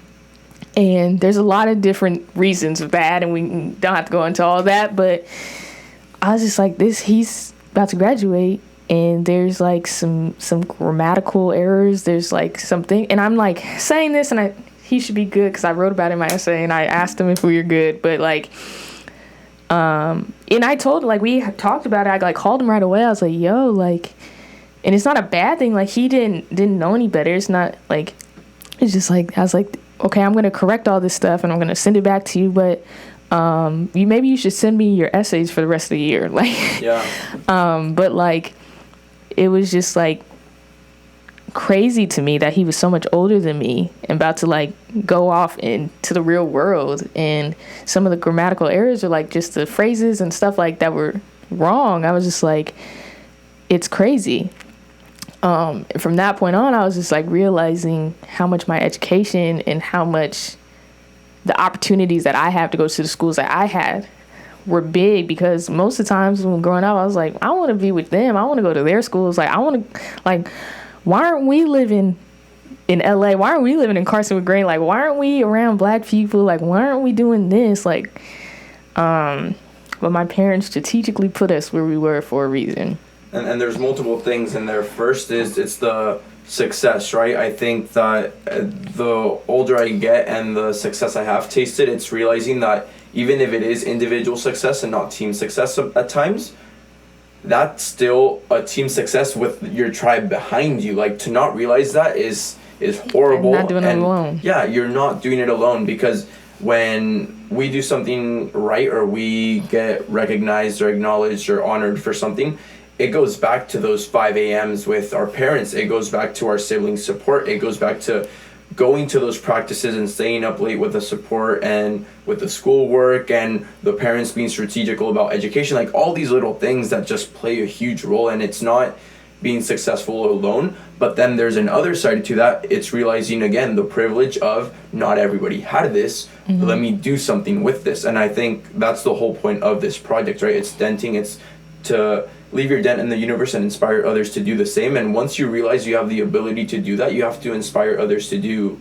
that exact same thing. Not like the literal action, right, but just to do it in their own way. And that's for sure. That's big. Yeah, and doing it in your own way. And that's honestly like why I invited you, and we'll get into that pretty soon. But it's what you're saying, like, that inspired, like, that realization inspired you to get into Haas and get into all these different things, because, well, you realize, like, damn, I've had this privilege, and I want to correct it or fix it in some way, and I really want to start jumping into that, but I don't want to skip over your freshman year as well. So I'll run through your freshman year. We gotta get going. My bad. No, these are long answers that I'm giving. So no, like, it's not even about that. It's just I don't want to belittle your freshman year, but I want to stick to, like, this side of the talk, because it's what interests me the most as well.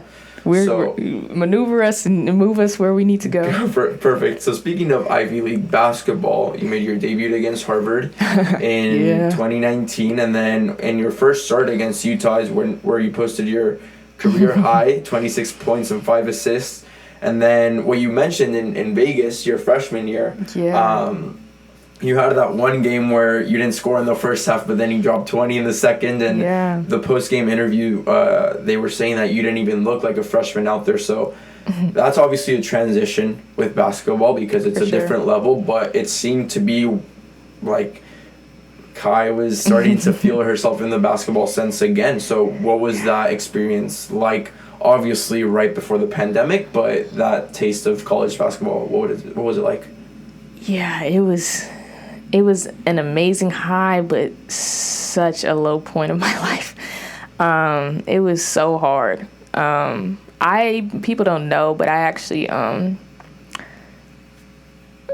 2 weeks before I reported for summer, my foot flared up, the same one I had surgery on.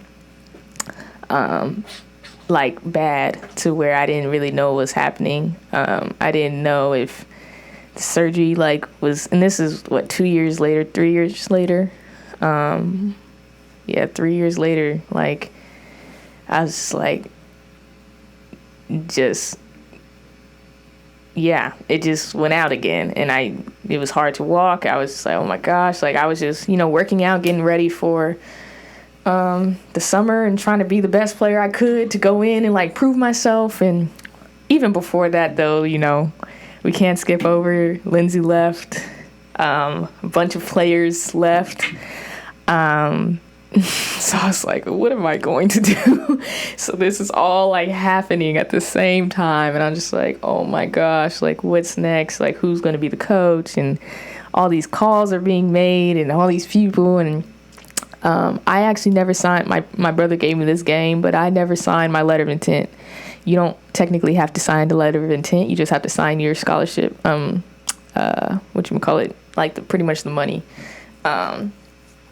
So I didn't have any tie to Cal, because if you don't sign your letter of intent, they can't, if something happens like this before you get there, they can't say, oh, you have to stay, because they have no control over me. So I was like, my brother was like, yeah, just in case, you never know what's going to happen. And then this happened, and I was like, oh my gosh, I could go and do whatever I needed to do or reopen my recruitment again. So I was just like, okay, God has a plan. He's led me my whole life. So I was like, okay, let me just sit back and kind of just figure out what's going to happen. I'm not going to say I'm going to stay, but I'm not going to say I'm leaving right away. I just need to know what's happening. Then, weeks later, whatever, Charmin gets the job, and I'm like, oh, okay, Charmin's been here the whole time with me, recruiting me the whole time. She was on my home visit, she came to my house, I had a great relationship with her. So I was like, all right, we talked, and, I was like, okay, I still feel confident and comfortable, some people that I left, talking to them and just being like, okay, who are we bringing in? And I was like, okay, I feel like God is still leading me here. I don't want to reopen my recruitment. Also, probably it was me kind of probably being lazy too, where I was like, I hated this thing where I don't want to have to go through it again. So I was like, all right, I think this is for me. So my family was like, are you sure? We can do some things. They were like, I was like, no, I'm gonna go with it. I think Charmin has a plan. I think she wants to have a plan. And at that time, she said she was keeping all the coaches with it. So I was like, okay, everything's the same. The only thing that's changed is Lindsay gone and Charmin has just moved up and stuff like that. So, and then 2 weeks later, when I was supposed to report, or week before I was supposed to report, whatever, can't walk. My foot just goes out again.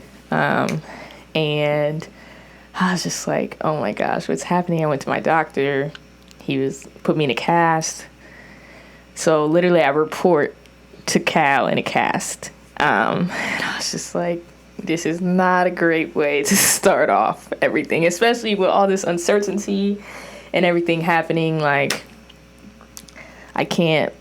So I was in a cast for weeks. I think it was like 6 to 8 weeks or something like that. Just doing upper body, doing all that type of stuff, form shooting, but I couldn't actually do summer. So that was really, really rough on me, especially like coming off this high of like having a really pretty good like ending of my high school career and working probably one of the hardest I've worked leading up with my brother and other people, like getting me ready for college. And I was like feeling like I was playing the best basketball. And I was like, and then that happened. I was like, okay, like get knocked back down again. Like, how much more do you gonna hit? Like, I was like, come on, God, like, where are you taking me with this? But like I said, I just have some people around me that they don't let you get down. Like, they understand that, you know, it's a part of life to get down. And I was down. But they're also, I got people to be like, even when I'm down, they're like, God has a plan. You're going to make it. You always have. It's going to be okay. Keep going. Keep working. Just keep pouring positivity into me, even when I am negative. Like, they're just going to keep pouring it into me. And, yeah, so I go through summer. Then I'm, like, making my way. Like, I think my first practice, my freshman year, I think, like, full practice, like, full contact and stuff was, like, the start of the official practices, which starts 3-hour practices. Yeah. And that's like October-ish? Well, I think it's like in September or so. Yeah. And then we start games in like October. So it was like probably like a month or so where I could actually like practice full go. And I was at that time just, you know, trying to. And also, freshman year is just hard, like, for everybody. Yeah. Like, trying to figure everything out, trying to make friends, like, trying to, like, your body just aching, like, hurting, because you've never been through this type of stuff before. So, it was hard for me to figure out myself and get confidence back in my foot again that it wouldn't, like, go out on me. Because I had, like, no idea why it did that, but then all of a sudden it was just okay. So I was like, I don't know if I overworked it. Like, I don't know if there's something wrong. Like, it was just like, okay, we're going to put you in the cast type of thing. We're going to hopefully, like, they're like, it's okay. So then I had to, like, start that process again of believing in it, that it's going to be okay. That's crazy that it all works out that way, because from an outsider point of view, and like I said, I've known you, but we've never really sat down to talk. Right. Yeah. So from an outsider point of view, it's like, wow, Kai has it figured out. Everything's working out great for her. And it's like constantly up and down. Even the interview I watched, which was February, it seemed like you had everything together at Pac-12. It's like, wow, like this girl is on fire freshman year. And it's like, learning all of this is ridiculous. And I saw a few of the next episode, little interview you had with Cal, and then one of the articles you wrote about controlling the controllables, like during the pandemic, right? But up until then, it's like, oh, Kai has everything figured out, and it's crazy how it's up and down and up and down and up and down. Yeah, I think I have been told that a lot. Like I said, I'm still working on myself, like everybody else. I'm still trying to figure out who I am and who I want to be, and let some of my, like I talked about, like let some of my guards down sometimes. Like, I think I don't always have to act like I have everything together, and I don't think I try to portray that, but it's also just kind of like how it comes off, where it's like, you got, like my father and my mother, like, they get it done. Like, it don't matter what they got to do. Like, at one time, my dad had like 4 jobs. It didn't matter. Like, he's gonna get it done. Like, he's gonna provide for our family, and he's gonna work it out. And we're gonna still have what we need. We're gonna still even get some of the things we want. And even though we probably can't afford it, but we're gonna figure it out. And my mom is gonna do the same thing. And she's gonna make sure that the house is together. She's gonna make sure her children are get together. And she's gonna make sure that everything works out. So, like, they get knocked down. Like, my parents get knocked down all the time. And I grew up seeing them get knocked down. But, like, they always get up. Same with my grandparents. Like, they get knocked down. Like, and they get back up. Yeah. And nobody's going to know that maybe they are even getting knocked down. But, like, they figure it out. So like that's kind of just how I'm wired and seen, and that's how I see stuff. Is like I had like freshman year, like I was like I was knocked down, like I was low. But you're not gonna, unless you really really know me, because it's hard. Like it's I guess I'm good at like just keeping it in. Like you're never gonna know that I may be having a bad day unless I want you to, like I allow you to see that. Yeah. So I like I said, like I played with Lay, like we're really close. So like she knew I was going through it. Like even though I may not have even said anything or nobody else knew, she was like, I know you. We also roomed together. So like I had like somebody who was making sure that I was okay, even if nobody realized I wasn't. But it's just like, you got to get up, and nobody cares. Like nobody knows that I'm going through all this or that I went through this, and everybody else is going through their own stuff. Like it doesn't matter, because the only thing that does matter, at least in, you know, basketball per se, is like the result. Yeah. And I was frustrated with myself because I was like, I know I'm working hard. I know I have it in me. I know I can, but I couldn't produce it, or I wasn't producing it in the way that the coaches wanted me to or needed me to. And it was really hard for me to navigate and figure out what that was, because I was used to being the person, like being the girl, which mostly everybody is. Like when you come into Cal, yeah. It's like you are the person. So it's like, how do I figure out how to still be the person and still have that confidence in myself, but do it in the way that the team needs me to do it, or the way that the coaches are seeing me to do it right now? Like there's only 5 spots to play in, and we probably were only playing like 8 people, 9 people. It's like, and we had good people on the team, and we had older people on the team, and then we had people who did summer who already solidified their spot because they actually did summer and I didn't. So it's like, you gotta, like, those accolades and stuff from high school don't really matter no more. Like, it's, what are you producing every day? What can you show every day to make it happen? And that was really hard for me to be like, at first I felt sorry for myself.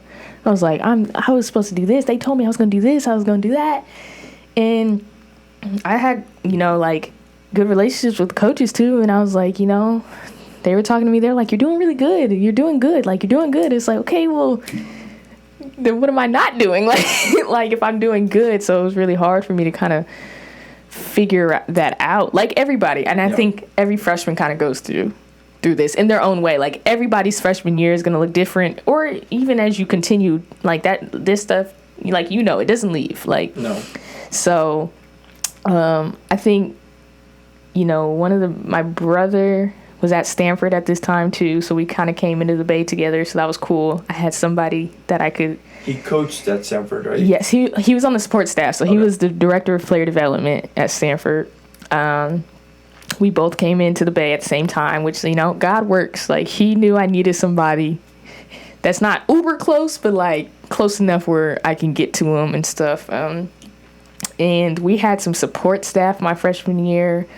Shout out to Shannon Golar, Shannon Lum, like Megan and Kayla. Like, they were our rocks. Like, most people don't realize how much support staff actually do for you.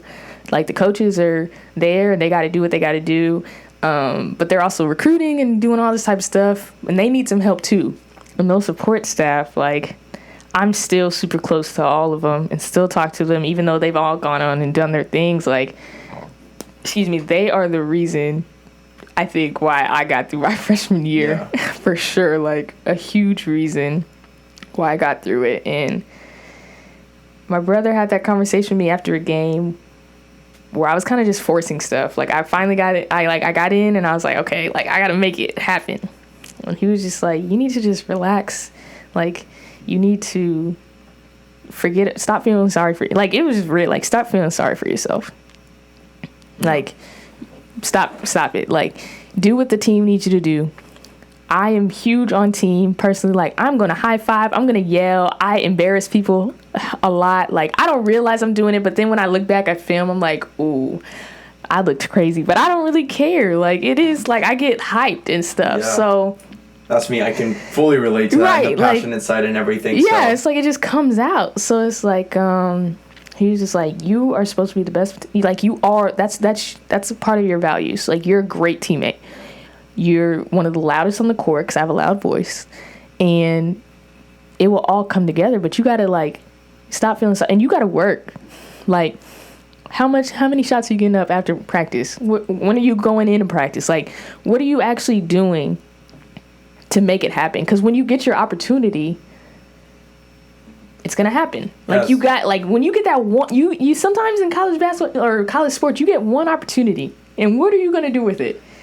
Like, that's in life though. Like, it's one of the biggest lessons I've learned, because a lot of people say you need luck to be successful, and I mean, I don't really believe in luck, but what I do understand now, thanks again to some of these podcasts, is that success equals preparation plus opportunity. An example is Hugo Gonzalez. He is a 2-time Olympian now and one of the best swimmers in Spanish history, and at Cal as well.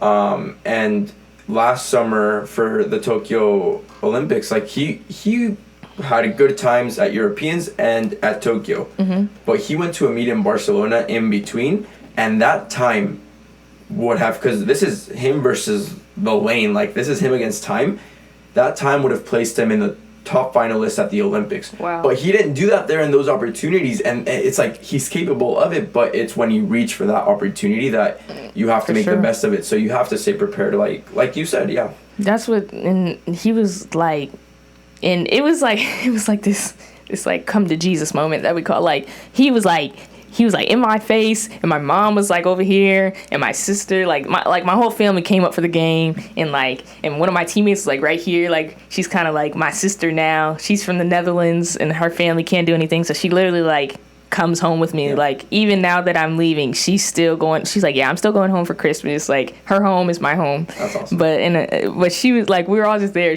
and he was just like, my dad was like behind him, and he's like, yeah, like, he's like, I don't know. He's like, who cares, even if they feel like, everybody feels like they should be playing too. Like, obviously, come on. Like, especially all of freshman us, year though. Yeah. Everybody feels like they should be playing. He was like, everybody's in the same boat as you. Like, like, some people didn't even play today. You played. Yeah.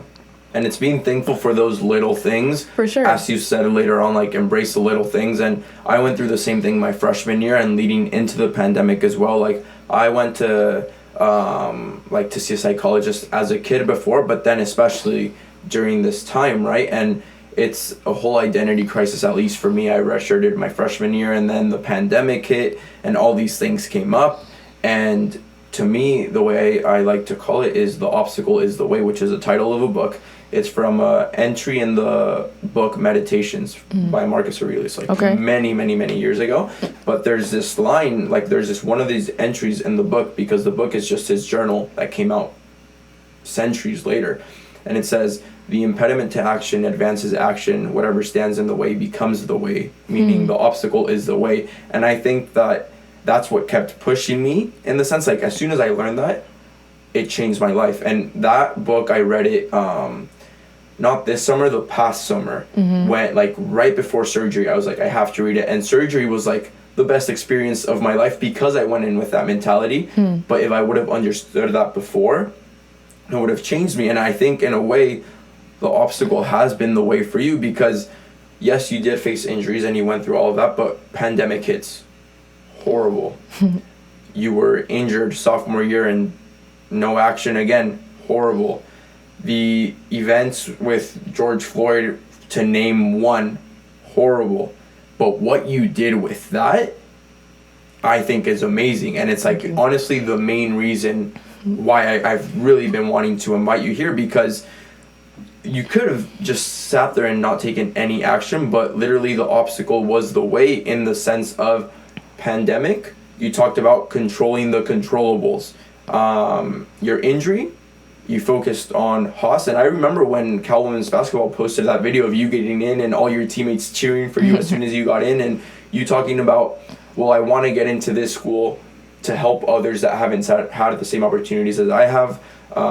You were already a leader on BSAC, which is the Black Student Athlete Committee, but you created the Racial Justice Council as a result of everything that was going on in 2020 which is how we met, actually. Right. And you had said it, right? You literally said in an interview with Daily Cal, you said you were just feeling helpless. And you started it with Sierra. Shout out Sierra. Sierra Richie. Yes, sir. Slick Rick. And you could have, like I said, many people just stood to the side during those times, but you paved the way past the obstacle. And I think that's the most amazing thing. And you mentioned it before. I had mentioned I want to dive deeper into this. Mm-hmm. You mentioned it's you versus you. You need your support team to get through all of that, going back to the basics and how important that is, the doubts that people can have, why you're even doing things, or using your faith as motivation. Like, take me through what that process was like, because I feel like a lot of what people perceive from the outside was defined in that year for you. And I know it's a lot to dive into it individually, but your whole mentality coming out, I feel like it just must be different. Definitely. It's I'll say, so I think a lot led up to that for sure. That last Pac-12 game, before like we actually like got stopped and stuff, in the Pac-12 conference, like the game you talked about right before where I had 20 points in the second half. The next game, against Arizona, I was playing really well too. But my foot started hurting again. Like, I felt it like halftime and stuff, and I did what I needed to do, but like kept going. And we talked to my trainer, and during my freshman year too, I just had these horrible shin splints. Like, if you look back at pictures of me my freshman year, like I have like casts, like Superwoman, like all the way up to like my knees that I played with every time, like casts. It was horrible. But my foot starts going out again. I was like, oh my gosh. After the game, like I could barely walk. It was horrible. Came back here, saw a doctor. They put me in a boot. And then I was like, oh my gosh, okay, here we go again. But I was like, no, it should be, maybe it's just a lot. Like, I was playing a lot of minutes, and it kind of happened abruptly where I was like playing a little bit, playing a lot. I'm like, that's a lot on your body. And then like we go home, we think for spring break, and then we're there, like everything shuts down. And I was like, and during that time, actually, my foot like goes completely out. I can't walk at all. Like people are carrying me up and down our stairs at home and stuff. And I couldn't see a doctor because everything shut down. Couldn't do anything. So my mom is actually a nurse. So she was like just trying to do some things that she could do. And I was like that for about a week or so. And then all of a sudden, like, it was still hurting, but I could start walking. So I was like, okay, like, what's going on? A couple months later, or like a month later, or whatever, when things start opening up more, my doctor opens up again, go to him, and pretty much he tells me that I need to have this surgery that has never happened on a athlete of my age. So, or an athlete really in general. Like, there's no research. And he, shout out to Dr. Kwong. He's got me through a lot. He did Kobe surgery. He's done Sloane Stephens. He did Derek Fisher. He's done most of the Lakers throughout the years. And thankfully, he's done me twice now, or 3 times. So he was like, so we can either try to do this or you can try to keep playing, but I think it's gonna just keep flaring up. So when he told me that, I was just like, oh my gosh, like, he was like, I don't know if you'll ever play again. So I was just like, and at this point, like, it was still in-depth COVID, so I had to go into like the doctor's office by myself. Like, my mom was in the car, nobody couldn't come with you. So he was like, we need to call your mom, because he knows the family now. Like, he knows how it works. Like, he's been with me since my sophomore year of high school. Like, through all the ups and downs, like, we end up just it's like, all right, I gotta call Dr. Kwong. So he calls my mom, tells her, and then I pretty much leave, and then just like sit in the car, and she's kind of like just like distraught too, and it's just like, what do I do? And then I call Charmin and tell her, and she's like silent on the phone too, and I just need some time to like figure out. And now in the midst of this, like, COVID is happening. Like, we're in a pandemic with all this, like, who knows what the world has to offer.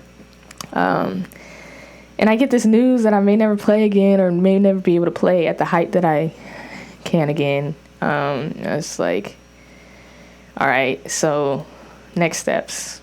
I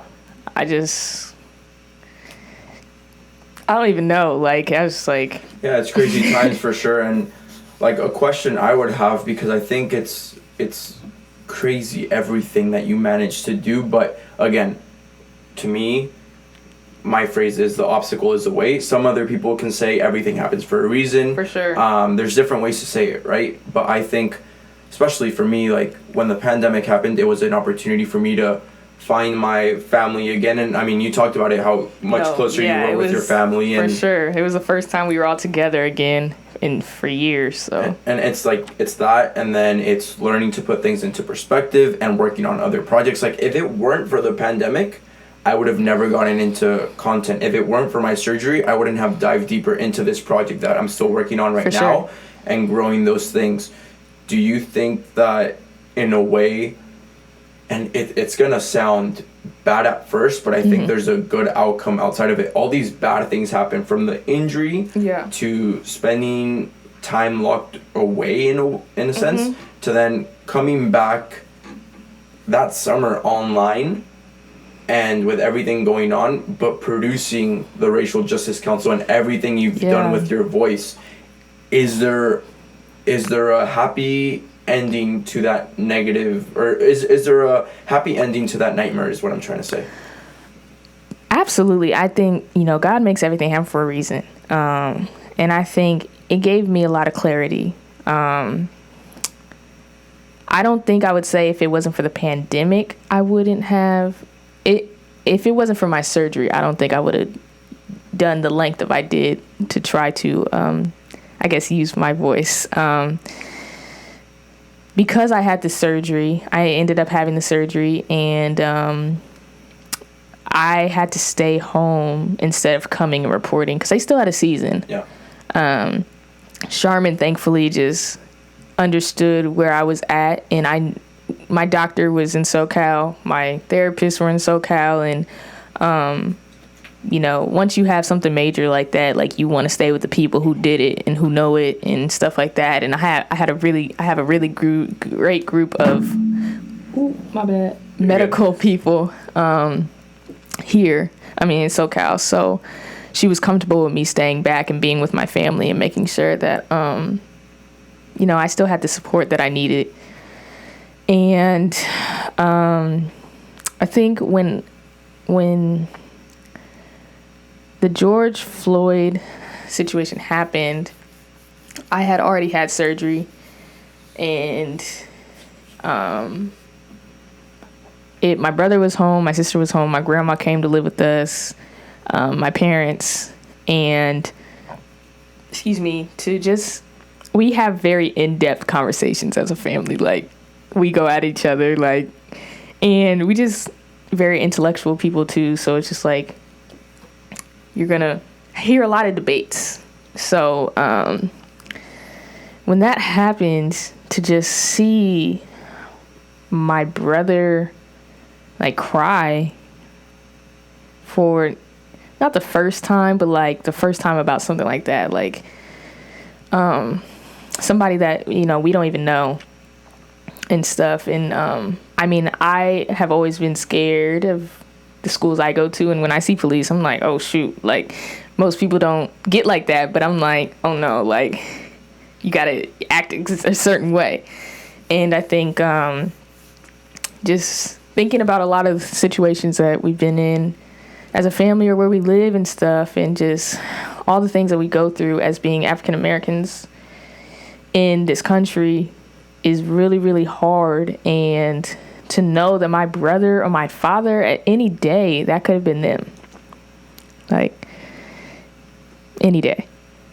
My friends, my friend actually had like just gotten pulled over like a couple days before and harassed, and it was just like a lot going on to where, and it's not only males, like I could fear for my mom and my sister and myself.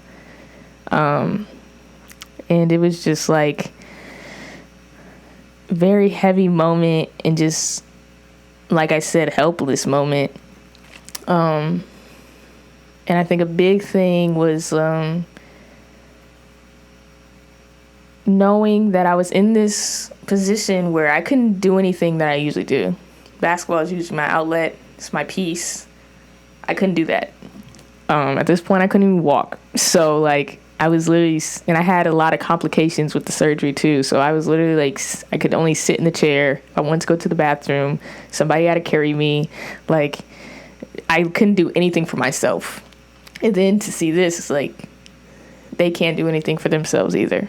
And it's also just like, to hear people just be so like not knowing or feel like they don't know, I totally understand it. But also seeing like people watch the video and be like, oh, it's still untrue.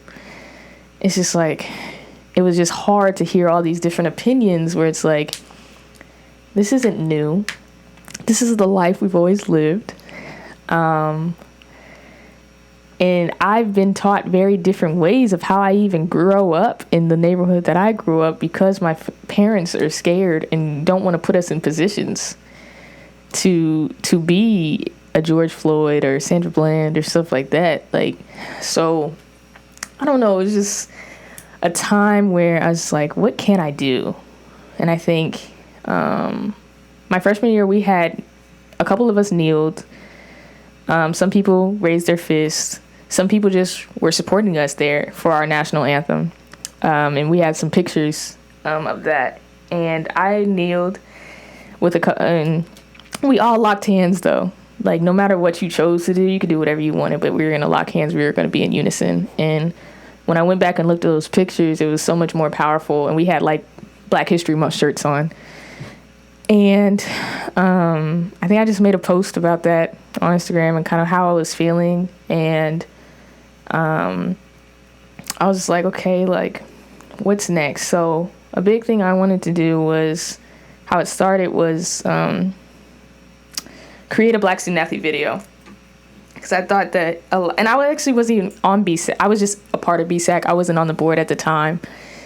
I just was like, okay, like, who are some people I know that can help me get people together in a pandemic when it's just like we're not close. So I called Afe, my teammate, Oren, Tarek, and Adezi, and I was like, okay, we're all in the same year. Those are my people, but like we was like, okay, like, get as many Black student athletes as we can.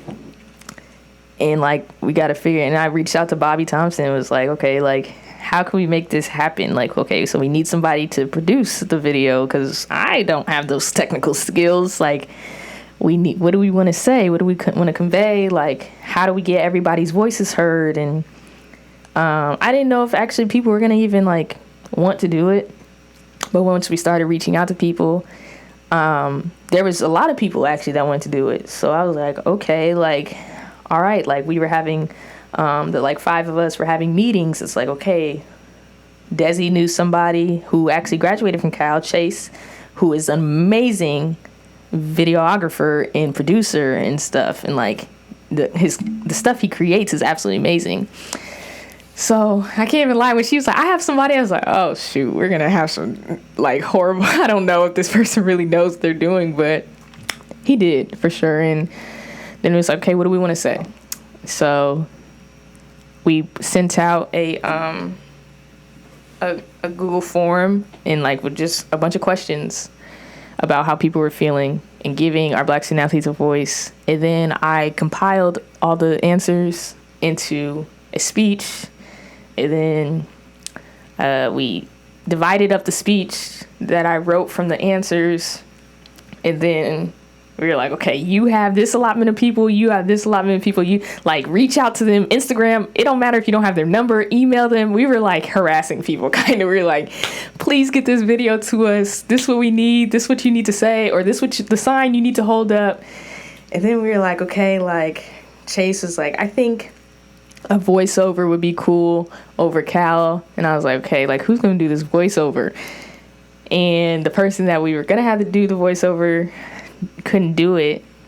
And I was like, oh my gosh, okay, sounds like I'm gonna do the voiceover. Yeah, so, step up, yeah.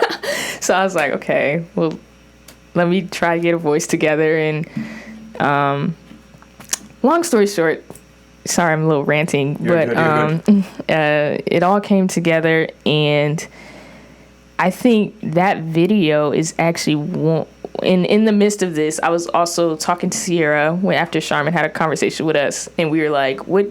Sierra actually reached out to me first. It was like, hey, we had a team meeting, and I spoke, and we all cried about some things that I was feeling, and she just reached out to me and said how compassionate she was and how she really wants to help but feels helpless, but has some ideas and wants to run them by me and wants to like talk, and she wants to just talk to me and like figure things out. And me and Sierra were like close, but we weren't like that close at the time on the team. But her just reaching out and saying that she wants to do actionable items was big to me. And I was like, okay, like, let's figure this out. And she sent me like this 3-page Google Doc, and I was like, oh, we got actual plans. So we FaceTimed, we were like, okay. So I was like doing this Black Student Athlete project, and I was doing the Racial Justice project. At the time, didn't have a name. I was also a part of the Pac-12 SALT team, which is the student athlete leadership team for the Pac-12, and I won in May, actually. Right, yeah. So I was the representative with Cam Rogers for Cal, and we were just having a lot of conversations around that too. So there was a couple people who like were trying to do some things, and I was like, okay, like I think I can have a voice in all these things. And at that point, it probably like was bad, but I was like, I'm gonna say how I feel, and I don't care what people think. Like, this is kind of the first time where it's like you don't have to shy away, where it's like, I don't want to be like, this may be bad, but it's like, I don't want to be the angry black woman, or I don't want to be the black woman that has to like talk for all black people all the time. But I was also just like,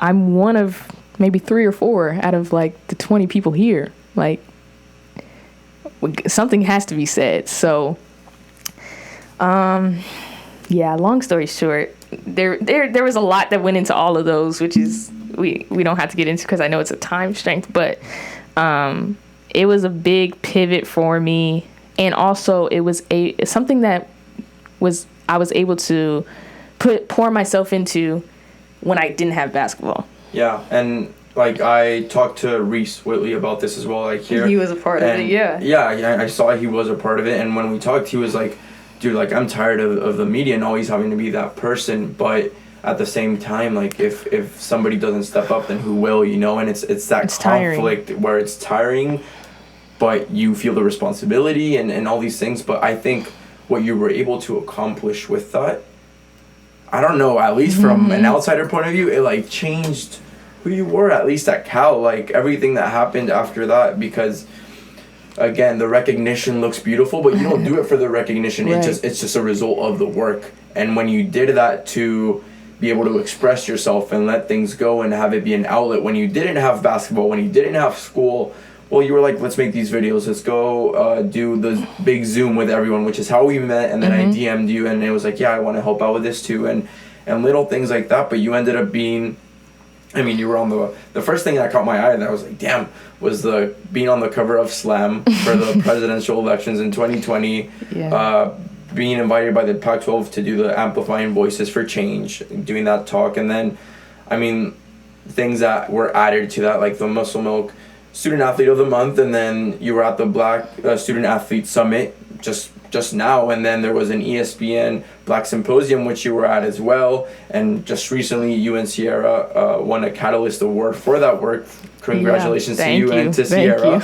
and it's like all this work that, I mean, maybe you obviously weren't doing for all these accolades, but it received them because it had an impact on everyone else. And I think that the thing that many people don't realize is the impact it has on others.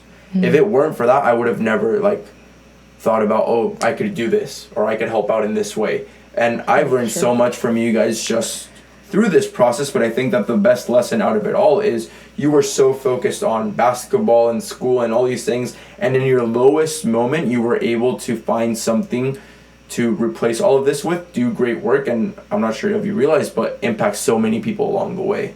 Yeah, and I think that's the best part about, that's why I like to call it the obstacle is the way, because you could say, oh, it's such a bad moment in my life. From an outsider point of view, it seems like one of the best, because at least in my case, that's the moment you just impacted me so much. And the reason, like I said in the meeting, that you've been on this list for so long, because it's wow, it's so admirable. That. No, I appreciate that. I think I'm trying to do better at also, giving myself my flowers at my times. My teammates are big about me being better at that. And I've gotten a lot of feedback from them about just allowing myself to be present and give myself some flowers in that sense. And I think I don't always even, I appreciate everything you said, because I don't even always realize the impact that it had.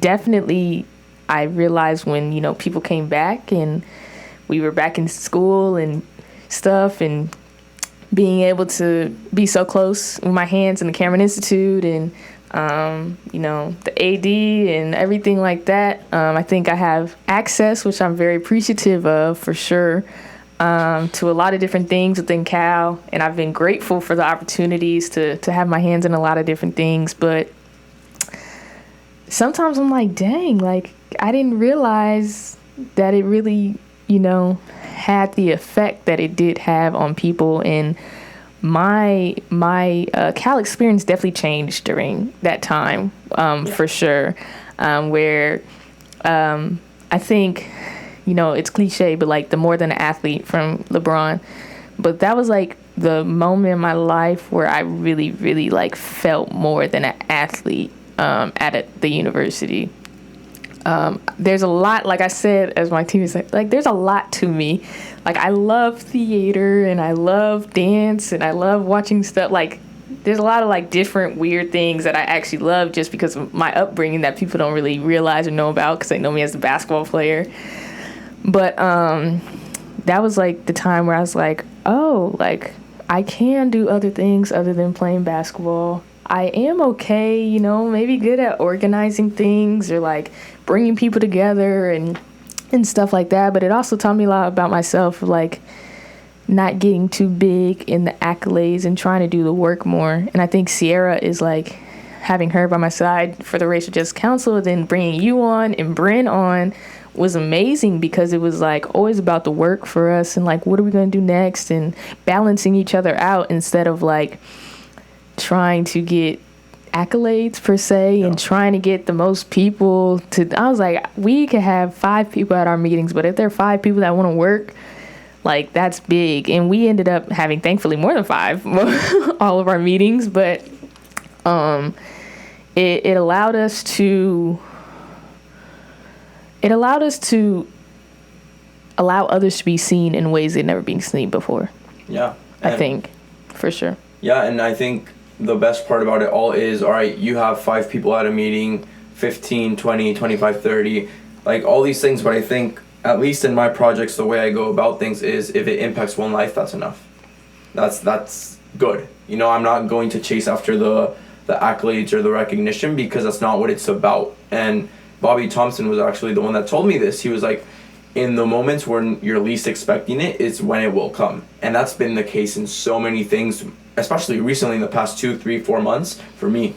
And it's all right, I just got to focus on the work and the rest will just come. But I think it's about at least in my personal experience, not thinking about the result, not thinking about how do I do this, like how do I get it done, but rather doing the work to then have everything else take care of itself. Like, you can only do so much, and like you say, you can only control your controllables, and if that's putting out the message, that's you. For me, this is all recorded, I'm gonna put it out. The response it gets, it's not up to me anymore, but I will work so hard for it to be something that I would like to view and for people to view from me.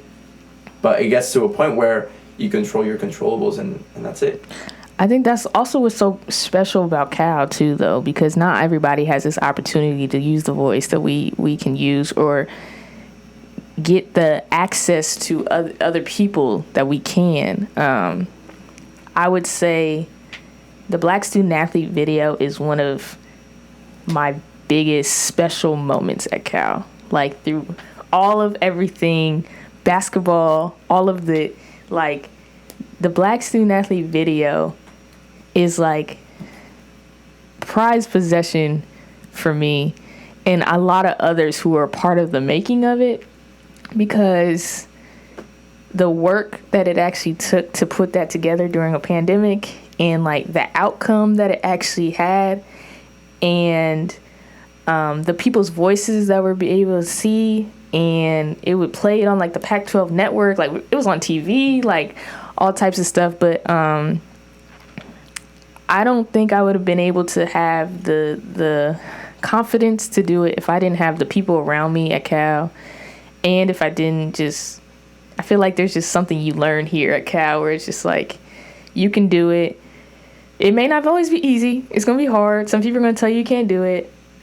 People told me I couldn't graduate from Haas in 3 years, and hopefully I can. Yeah. People are going to tell you can't do it all the time, but that doesn't mean you can't. And I think that's where my faith comes in. It's like, if I believe, if it doesn't happen, it doesn't happen. Yeah. But God has a plan, and if it's in his will and his way, then it's going to happen, and it's going to happen the way it's supposed to happen.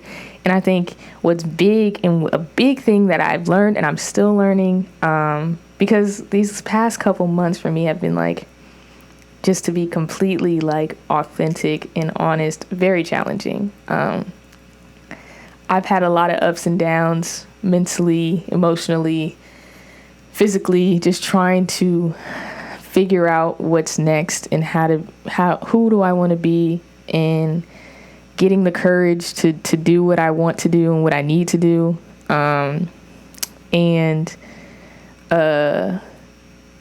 all of the ups and downs of life and of my experiences have put me here where I'm going to be and where I'm going to take my next chapter.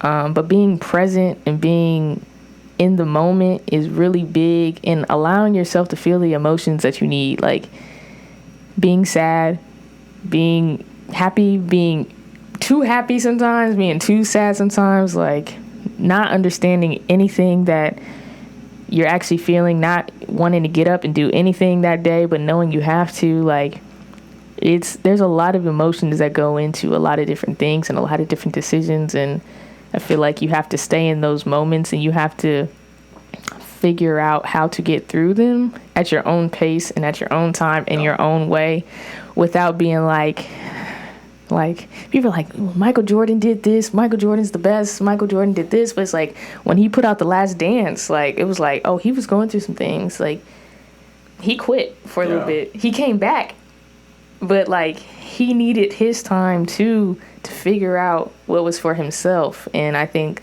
that's kind of where I'm at right now, just trying to figure out who I am and what's next, and getting the courage to do what I have to do next. Yeah, and I want to stay on this topic to start closing out, but I don't want to skip past what you did accomplish year 3 as a basketball player.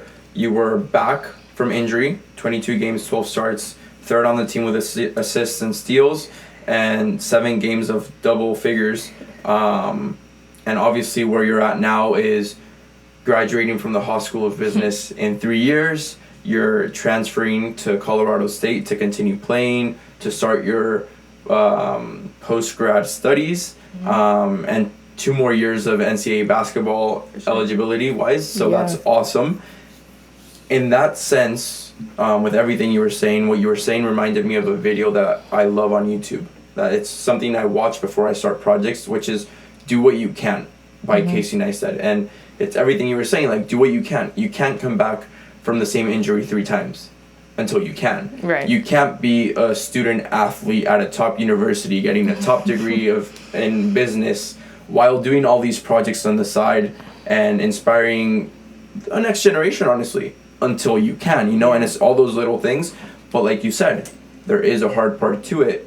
So moving forward, to what extent do the ends justify the means that you have to go through to get there? And is there a point where you're just like, enough, that's it, or what keeps you going?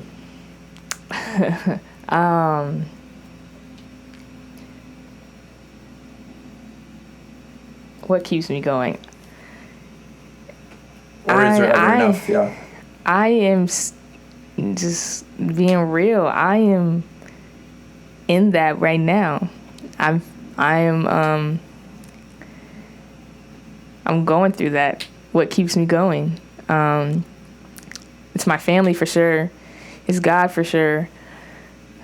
But I'm figuring out why I'm doing what I'm doing. Exactly. Yeah. And I think the why is a big part. You said, I'm thankful I came back from injury, but I wasn't who I wanted to be this year at all. Like, not even close. Didn't reach my fullest potential. I could have been so much better. And, it takes a while to come back from surgery. It's like, I wasn't feeling like myself. Like, I was fine. I was 100% per se body-wise on my foot. But I just didn't have it yet. And that's still coming, and I'm working on that right now. But I'm also giving myself the time to find it, I think. And I think that's one of the biggest things that, like, people don't talk about is, like, it just doesn't come, And I'm figuring out what that means for me. Like, I know the next place I'm going to, I'm going to be ready. And I'm going to do what I need to do. But leading up to that, I'm figuring out how to maneuver to get to that place. Yep. I love basketball. I love it. I still love it. I have my ups and downs. It's like, do you? Like, come on, I need you to dig deep. Like, is it still there? And I found out it's definitely still there. Still my happy place. But I have a lot of things to work through, the experiences that I've had and stuff a lot over the years to, like, definitely, like, I went back to therapy my freshman year, and just talking through things and, like, instances that have happened and just figuring out, like, that dog inside me again. Yeah. And I think I'm leading to that, and I'm getting close, but I'm still on that journey of finding that dog, and I'm ready for it to be shown this next season, this upcoming season, in the new part of my life. There's a lot of new things that are happening, moving out of California for the first time in my life, and that just has a lot unloaded for itself. Yeah. But also just, like, staying in the moment and finishing up these summer courses and just understanding, like we said, like, going back to the beginning, like your tribe and who's for you and who's not for you, and how do you maneuver through life, and who do you want to be, and how do I want to market myself. And I think a big thing for me that I just read from a book, Viola Davis's new book called Finding Me, is, like, the first step is courage. Yeah. And I think my decision to leave and go to Colorado State was the first step of courage that I needed. That is very, very hard to do. And the next step of courage for me, I think, is just allowing myself the time to do what I need to do to get ready to produce at the level that I know I can. and keep continuing to grow and build. And I don't know what's next for me, and I'm appreciative of the Racial Justice Council and BSAC and SALT and a lot of other things that I've done at Cal, but also meeting you and understanding the relationships that I've had and that I've built and continuing them. But just like trying to find and be the person that I am and who God wants me to be, and continuing to grow. That's awesome, and I'm very proud of you for everything you've done here. And I mean, I could easily ask about what you're going to study and what you're going to do, but I think leaving it off in the now for sure is a perfect full circle moment, especially with the transfer you did have in high school, and hopefully it correlating with the transfer you're going through right now. And I mean, in all honesty, I could 100% say that you just left your dent at Cal. At least you left Thank it you. in me, and it's been a pleasure and honor getting to experience this all with you. And thank you so much for taking the time to do all of this. And I really can't wait to see what you go on to do in the future. There's for sure, at least on my end, of part 2 coming of this in the future. For sure. But because there's a few things that I'd love to touch on eventually, but I think right now it's perfect to leave it off this way, and I can't wait to see you find yourself and fall in love with the game again and fall in love with life again. And I don't know, maybe at some point enough is enough, and then at another point the ambition just keeps going. But Yeah. if anything comes out of this, I just hope you know that you've accomplished great things here, and they should not be belittled or overlooked. So Thank be you. proud of that, because we all are. So Thank congratulations you. on everything. I appreciate it. Yeah, the dog is coming back, so it's all good. We're gonna figure it out, and we're gonna keep going. And I appreciate everything that you've done here and continue doing. And I'm a huge fan and supporter. So keep going for yourself too, because I'm ready to see you on the field and in here. So Thank you so much. for sure. Thank you. Well, to everyone that watched on YouTube or listened on Spotify, thank you guys so much. If you like this episode, please share it with anyone you think it could help them out as well, whether they're going through ups and downs or whatever it is they're going through. I'm sure this will be helpful to many people. You can follow Kai on her social media to follow along the way. The links will be below. And that's pretty much it. I'll see you all next time.